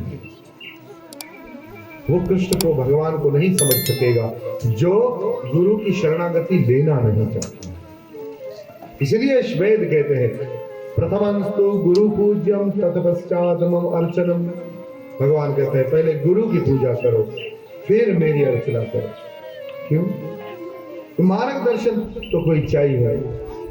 ससुराल में जाओ और ठीक से खाना ना बनाओ तो सीधे आपको गाली नहीं देंगे, आपकी माँ को गाली देंगे। माता बोलेंगे तुम्हारी माँ ने कुछ सिखा के नहीं भेजा है। ऐसे ही तुम भगवान की भक्ति में जाओ तो लोग ये नहीं कहेंगे भगवान ने तुम्हें दिव्य ज्ञान दिया कि नहीं, ऐसा बोलेंगे तुम्हें तुम्हारे गुरु ने कुछ सिखाया नहीं है। इसका सीधा प्रमाण हमारे रमाई पंडित प्रभु खड़े, हमें से लाइन में खड़े थे, आगे चेला पीछे में गुरु। बोला वो बोले थे कि वो प्रसाद डाल रहे थे, ये उनको कह रहे थे कम कम, वो सारे अंग्रेजी समझने वाले वो ज्यादा डाल रहे थे, कम कम आने दो आने दो। तो थाली भर दी, इन्होंने बोला उसी में से कम कर रहे थे वहीं डाल रहे थे। आपको आपके गुरु ने सिखाया नहीं, शिक्षा गुरु ने समझाया नहीं, गुरु ही पीछे खड़ा था, मैं खामोश से खड़ा था। कभी बोलेंगे तो गुरु ही फंसेगा, चेला भी तो फंसा है पहले से, चेला तो पहले फंसा है, गुरु ही फंसेगा। कल भी मेरा एक चेला फंसा था, दूसरे शिष्यों ने बचा लिया कि गुरु जाए, गुरु भी ना फंसे, इसलिए मुझे बताया ही नहीं। हरे कृष्ण मोहम्मद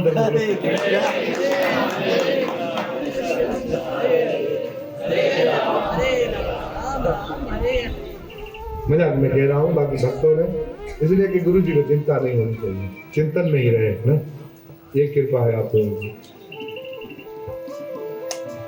पर अगर थोड़े 2-3 दिन जल्दी आ जाए और सारा सामान समेट के ले आए तो कितनी चिंता हमारी कम हो जाए। अभी कोई माता जी कहती है कि आधे बर्तन नहीं लाए, कोई बोलते हैं ये सामान नहीं लाए, कोई बोलते हैं माइक का सामान नहीं लाए, क्योंकि अभी वो थोड़ी चिंता हम करने लगे, चिंतन छोड़ के तो आधी चिंता कर सकेगा, इसके लिए थोड़ा क्षमा कर देना। अगर आगे से आप लोग चिंता करोगे तो मैं चिंतन कर लूंगा। हरे कृष्ण महामंत्र बोलिए। हरे राम राम राम हरे। तो गुरु के ऊपर लांछन लगेगा, तो गुरु के बगैर भगवान किसी की भक्ति स्वीकार नहीं करते। बड़े बड़े भक्तों का उदाहरण है, बगैर गुरु के किसी भक्त ने भगवान का दर्शन किया होगा, भगवान का पूजन किया होगा, भगवान का भजन भी किया होगा, पर बगैर गुरु के किसी ने भगवान को प्रसन्न नहीं किया होगा।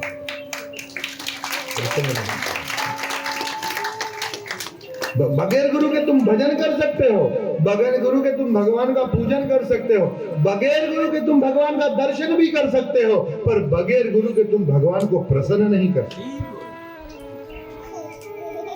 इसलिए तुम्हें गुरु तो चाहिए। गुरु के बिना तुम्हारा मार्गदर्शन कौन करे? क्योंकि बगैर गुरु के तुम करोगे, तुम बहुत बड़ा करना पड़ेगा, पर जब किसी गुरु की कृपा से करोगे तो इतने में भी मेरे गोविंद जी जाएंगे। कैसे? इतने क्योंकि ऊपर सिफारिश उनकी चलेगी, उनकी सिफारिश चलेगी। वो अपनी भक्ति का बल तुम्हें दे देंगे। किसका बल देंगे? अपनी भक्ति का बल तुम्हें देंगे। इसीलिए प्रिय भक्तों, गुरु का मार्गदर्शन बहुत जरूरी है। किसी को गुरु करो, ऐसा नहीं, मैं ये नहीं कह रहा हूं मेरा मार्गदर्शन जरूरी है, नहीं, पर किसी गुरु के सानिध्य में रहना। कल आप सोचें कि भाई ये कह रहे हैं कि मेरा नहीं, मुझे गुरु मानो, नहीं। जो भी महात्मा आपको लगे कि जो आपको भगवत प्रेम दे सकता है, शास्त्र आपको ज्ञान दे सकता है, पर भगवत प्रेम तो कोई भक्त दे सकता है। उसके सिवा तुम प्रेम की परिभाषा समझ नहीं सकते। अरे खुद भगवान भक्तों के बिना जब भक्ति नहीं समझ सकते हैं, भाव को नहीं समझ सकते हैं, तो मैं और आप किस खेत की मूली? भगवान को भी अगर भक्ति समझनी हो, भाव समझना हो, तो उनको भी भक्तों के पास जाना पड़ता है। भक्तों से भाव, तो राधा जी से भाव लिया। कल की कथा श्याम सुंदर की आप लोग सुन रहे थे, किससे भाव लिया? राधा रानी से मांगा, भिक्षा मांगा, भाव की भिक्षा मांगते हैं। प्रिय भक्तों, मत करम कीर्तनम तत्परमो मद भक्त संग वर्जतः। भगवान कहते हैं, अर्जुन, जो व्यक्ति सकाम कर्मों तथा मनोधर्म के कलमश से मुक्त होकर मेरी शुद्ध भक्ति में तत्पर रहता है, जो मेरे लिए ही कर्म करता है, जो मुझे ही जीवन का लक्ष्य समझता है, और जो प्रत्येक जीव से मैत्री भाव रखता है, वे निश्चय ही मुझे प्राप्त करता है। समझ सबसे मैत्री भाव रखो, पर भजन तो केवल कृष्ण का करना है। भजन केवल किसका करना है? कृष्ण का। ये अनन्य भक्ति है। पर मैं यहां तक कहता हूं कि अगर तुम कृष्ण के को नहीं मानते हो, तुम अगर दुर्गा को मानते हो, है? मैं नहीं कहता हूं तुम कृष्ण को मानो, पर थोड़ा समझो मैं क्या कहना चाहता हूं। तो तुम केवल दुर्गा को ही मानो ना, फिर तुम घड़ी घड़ी यहां वहां भटकते क्यों हो? फिर तुम्हारी दुर्गा में भक्ति नहीं है। अगर कोई शिव के रूप में मान रहा है कृष्ण को, तो खाली शिव को ही क्यों नहीं मान रहा है? फिर यहां वहां क्यों भटक रहा है?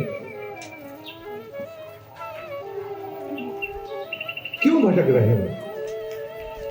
कभी इधर सोमवार को क्या, तो मंगलवार को क्या, बुधवार को क्या, तो जुमेरात को क्या।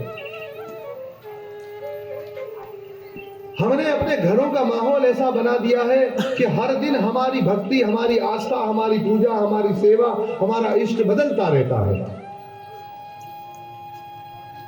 क्यों?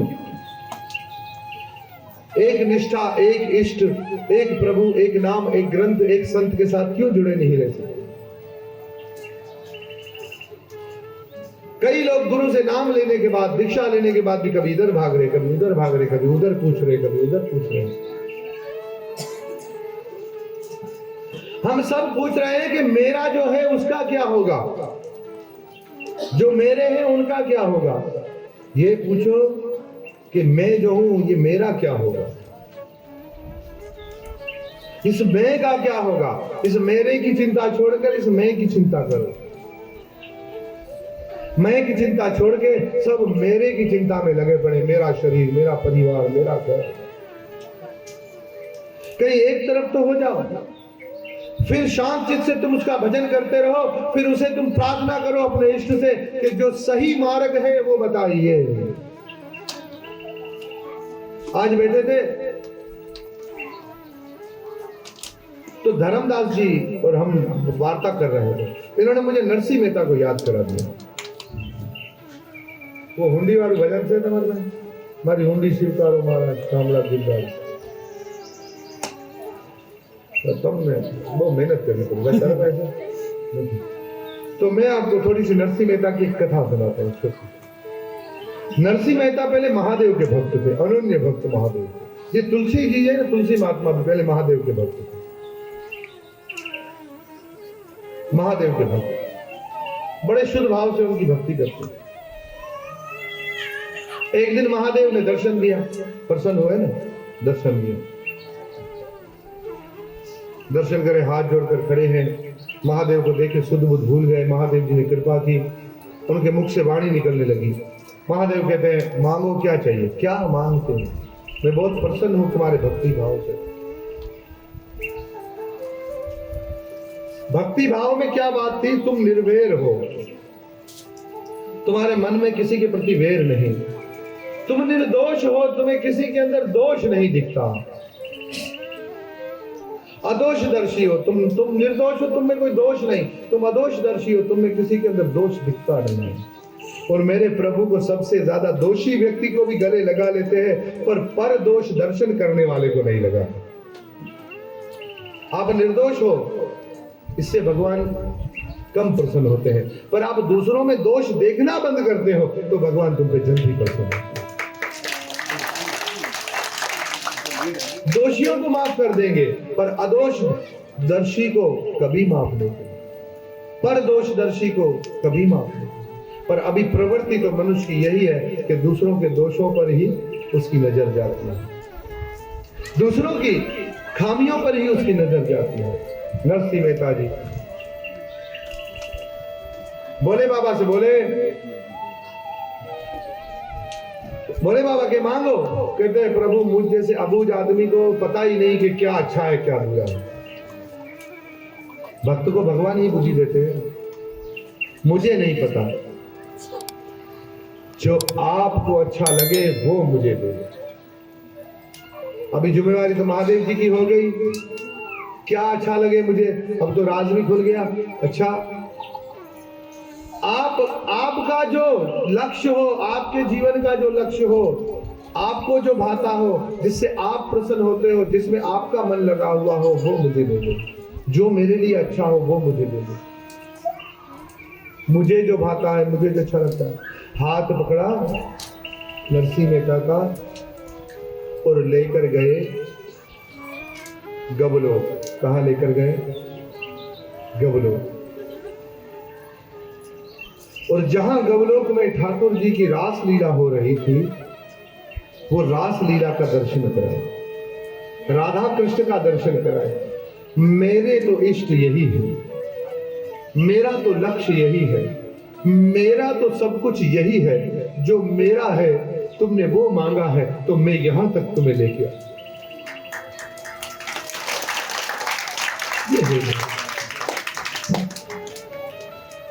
अब अगर तुम मुझे और अधिक प्रसन्न करना चाहते हो तो तुम इस कृष्ण का भजन करो. और अब वापस जाने लगे तो कहे कि अरे नरसिंह मेहता जी, आप तो शिव के अनुग्रह से इस गौलोक को प्राप्त हुए हो, तो आप अब गौलोक में रहिए. कहते नहीं प्रभु, मैं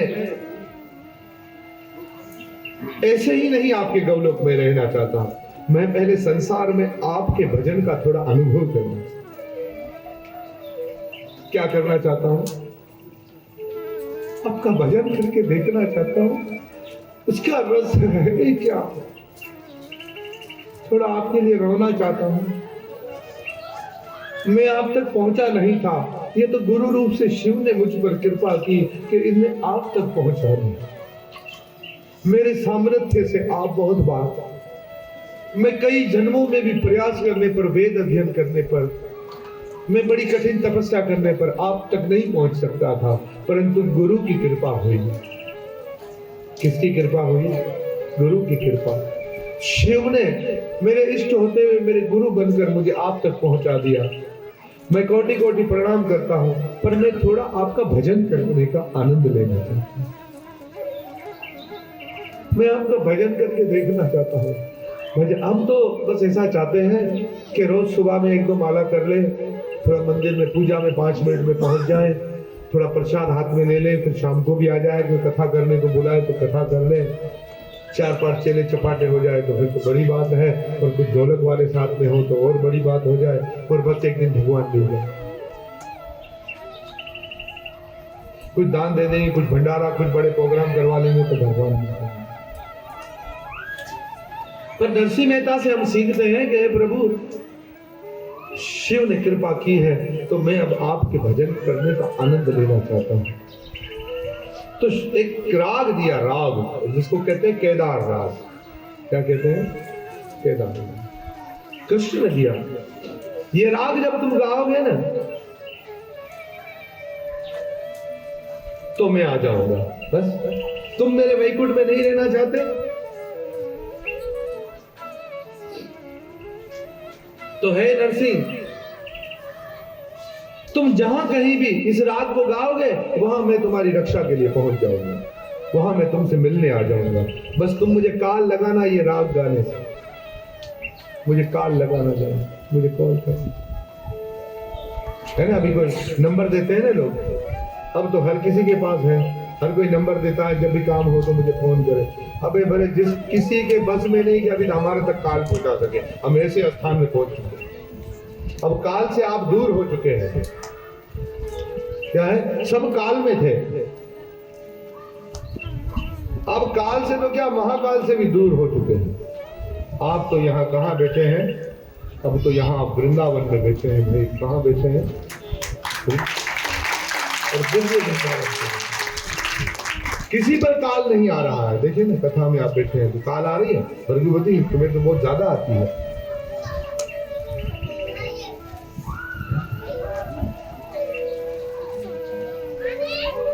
जब तुम गाओगे तो मैं आ जाऊंगा। अब नरसिंह मेहता वहां से आए,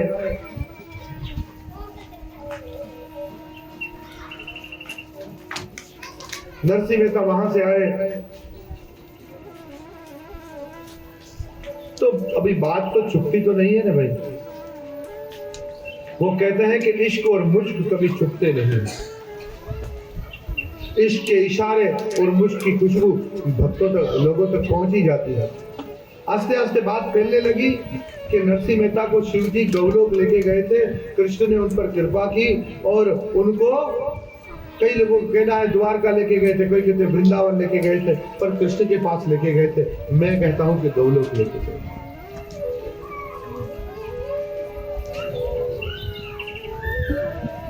और कृष्ण का दर्शन हुआ, कृष्ण ने उनको कोई राग भी दिया है, तो लोगों ने बोला भाई ये तुम झूठ बोलते हो, ठगिया करना बंद करो।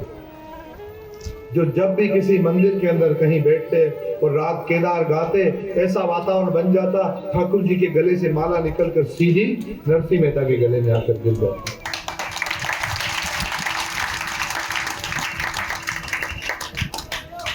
और नरसिंह मेहता के पास जो भी आता, महाराज जिस चीज की आवश्यकता है पूरी कोशिश करते उसका काम कर दो। कंगाल निर्धन आदमी कुछ भी नहीं है, एक भरोसा राम का, दूसरा कुछ भी नहीं। और हम भक्तों का, हम वैष्णवों का धन है क्या? हम वैष्णवों का धन तो एक ही है, हमारो धन राधा श्री राधा श्री राधे। हमारो धन राधा श्री राधा श्री राधे। भजो रे मन राधा राधा राधा राधा राधा।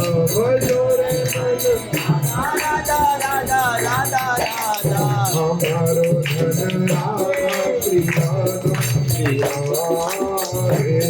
हमारो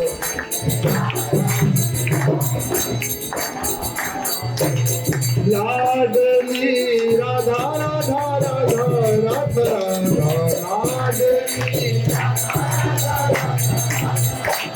भजो रे मन राधा श्री राधा श्री राधे।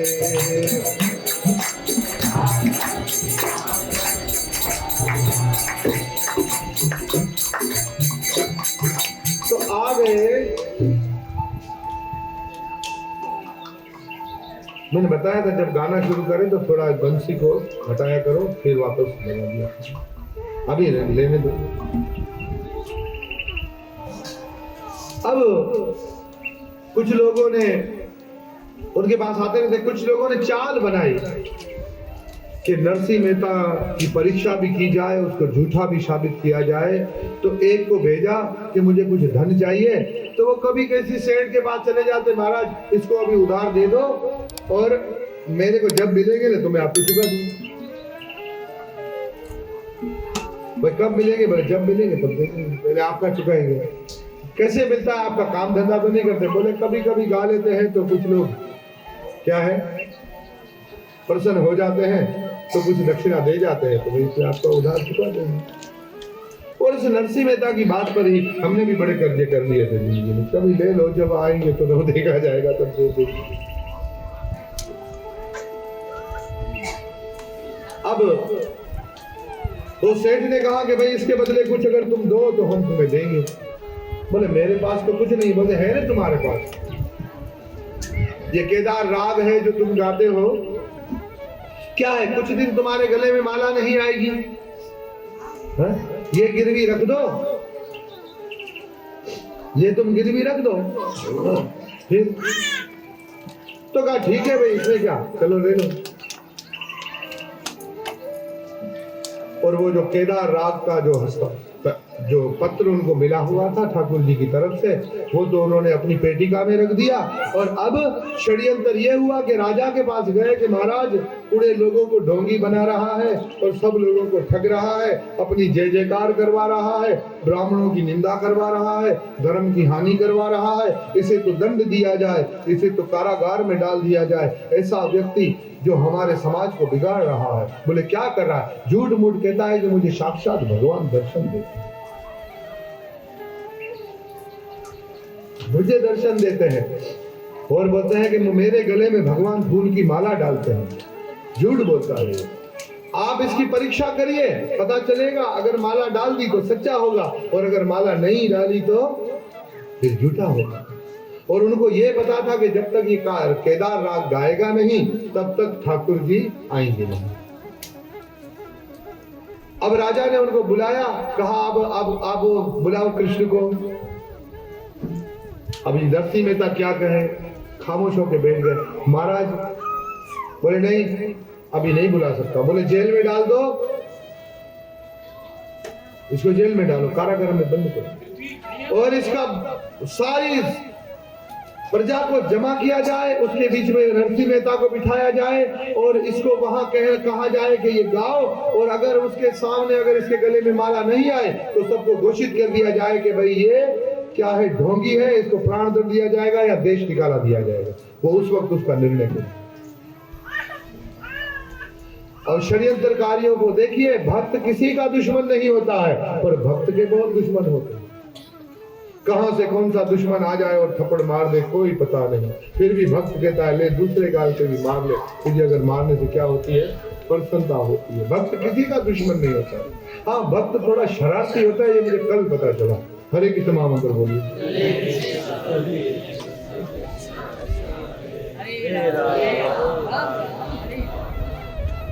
पर भक्त को पता चल गया शरारत नहीं करनी चाहिए। अब नरसिंह मेहता जी खामोश बैठे, जैसी हरी इच्छा। किसकी इच्छा? एक और कथा आप लोगों को सुना। एक प्रेमी और प्रेमिका आपस में बातें कर रहे थे। एक फकीर अपनी धुन में जा रहा था और वो जो स्त्री जो बैठी थी ना, उससे वो उसके पांव से टकरा गया। तो उस स्त्री ने चिल्लाया तो उसके प्रेमी को अचानक हड़ाबड़ी में गुस्सा आ गया। उसने कहा क्या हुआ? उसने कहा पता नहीं क्या, ये फकीर मुझसे टकरा गया, पता नहीं मुझे छेड़ रहा था, पता नहीं क्या। उसने उस फकीर को पकड़ा, 2-3 लगाए। फकीर को पकड़ा और क्या किया?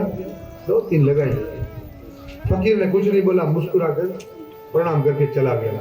थोड़ी देर के बाद वो उस प्रेमिका तो दूर चली गई, उसको देखने के लिए छत पे चढ़ा। छत से अचानक क्या हुआ, पांव फिसला, गिर गया, मर गया। पांव फिसला, गिर गया, मर गया।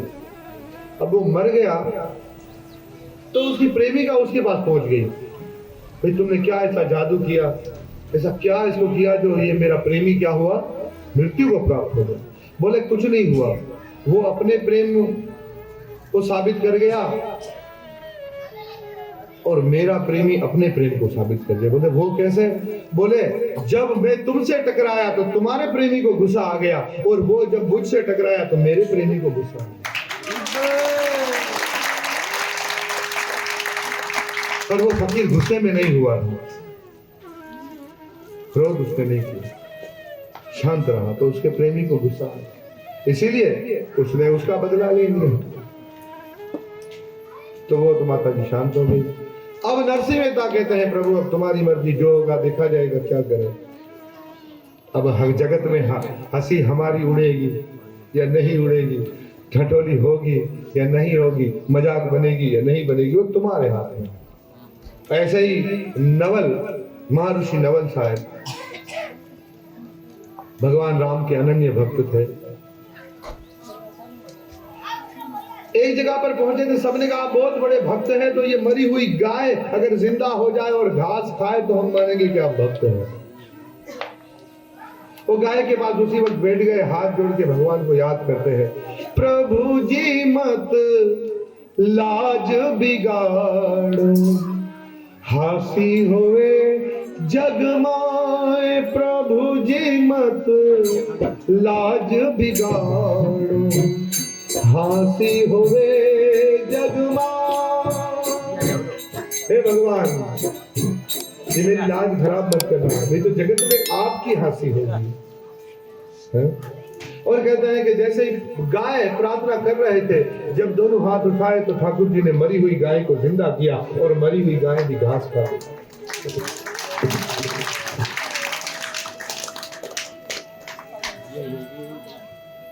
मरी हुई गाय भी घास खा गई। मुझे नहीं बोलना, मेरे बोलने पर ही हमारे साथ बच्चे जो जुड़े हुए सीधे प्रसाद भी नहीं खाते हैं। बोलो हाँ कि ना?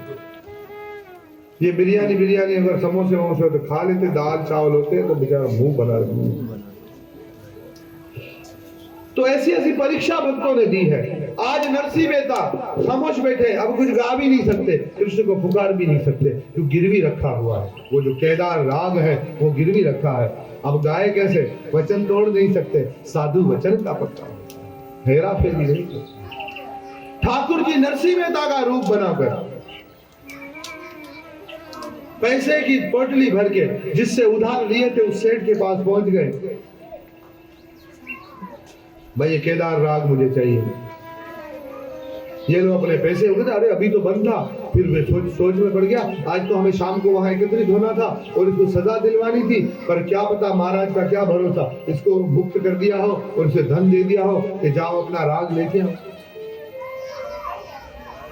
ठाकुर जी नरसिंह मेहता का रूप बनाकर गए और वहां से उस सेठ से वो केदार राग का जो पत्थर था वो छुड़ाया और सीधे नरसिंह मेहता को लाकर दिया और नरसिंह मेहता की जेल में उनके पास फेंक दिया। नरसिंह मेहता देखते, ओ भाई पत्थर, अपना पत्थर तो प्राप्त हो गया, पूरा विश्वास हो गया, ये तो मेरे कृष्ण ने ही किया, ये तो मेरे कृष्ण ने ही किया होगा। इसीलिए नरसिंह मेहता जी जब सभा में बैठे तो पत्थर खोलकर, अब सारे जिन्होंने षड्यंत्र रचा था सब हैरान है, पत्थर कहां से आया? तो उनसे पूछते हो सेठ से, पत्थर इसको दे दिया, तूने षड्यंत्र तोड़ दिया? बोले नहीं, ये खुद आया था, मेरा सारा धन देके, ब्याज सहित देके छुड़ा कर लेकर गए थे। तो अभी क्या करता? धन देके गए तो पत्थर तो देना पड़ेगा, जमानत की वस्तु तो वापस देनी पड़ेगी, गिरवी रखे गए थे। तो बोले वो तो जेल में बंद था, फिर कौन आया? सिपाहियों से पूछते, मंत्री से पूछते, भाई बंद था हमारे सामने। जैसे केदार राग गाया, ठाकुर जी के मंदिर के द्वार खुद ब खुद खुल गए, ठाकुर जी के गले में पड़ी हुई माला फिर से जाके नरसिंह मेहता के गले में पड़ गई।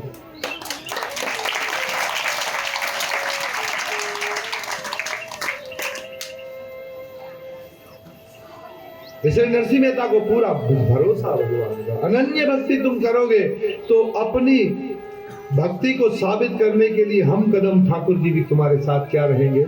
खड़े रहेंगे। इसलिए तो कुछ सेठ आए थे धन लेकर और नरसिंह, किसी ने पूछा कोई हुंडी करता है? हवाला जिसको बोलते हैं, बोले हाँ हमारे पास सेठ नरसिंह मेहता है, वो करते हैं। नरसिंह मेहता भी इंतजार में थे कि साधुओं की सेवा के लिए बहुत दिन से कुछ पैसे वैसे है नहीं, अब पैसे मिल जाए तो कुछ काम करे। वो आए, महाराज आप हुंडी करते हैं, हमें द्वारका पैसे भेजने हैं। बोले और हाँ जी करता हूँ। तो बोले ठीक है हुंडी लिख दो। शामड़ा सेठ के नाम से हुंडी लिख के दी, जाओ शामड़ा नाम का सेठ है, वो आपके सारे पैसे लौटा देगा वहां पर। और जो पैसे मिले थे सारे साधुओं की सेवा में लगा दिए। अब कौन जाने, कृष्ण जाने, उनका काम जाने, हमने तो क्या किया, सेवा में लगा दिया।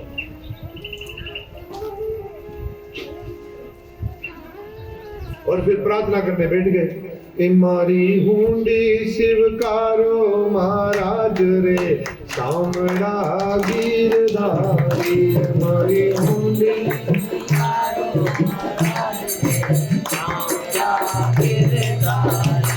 मारी हुंडी सामरिया ने हाथ रे, शामड़ा गिरधारी।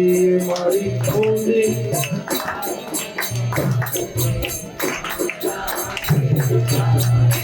और उन्होंने सब याद कराया, प्रहलाद की रक्षा कैसे की, इसकी द्रौपदी की रक्षा कैसे की, सब बताया।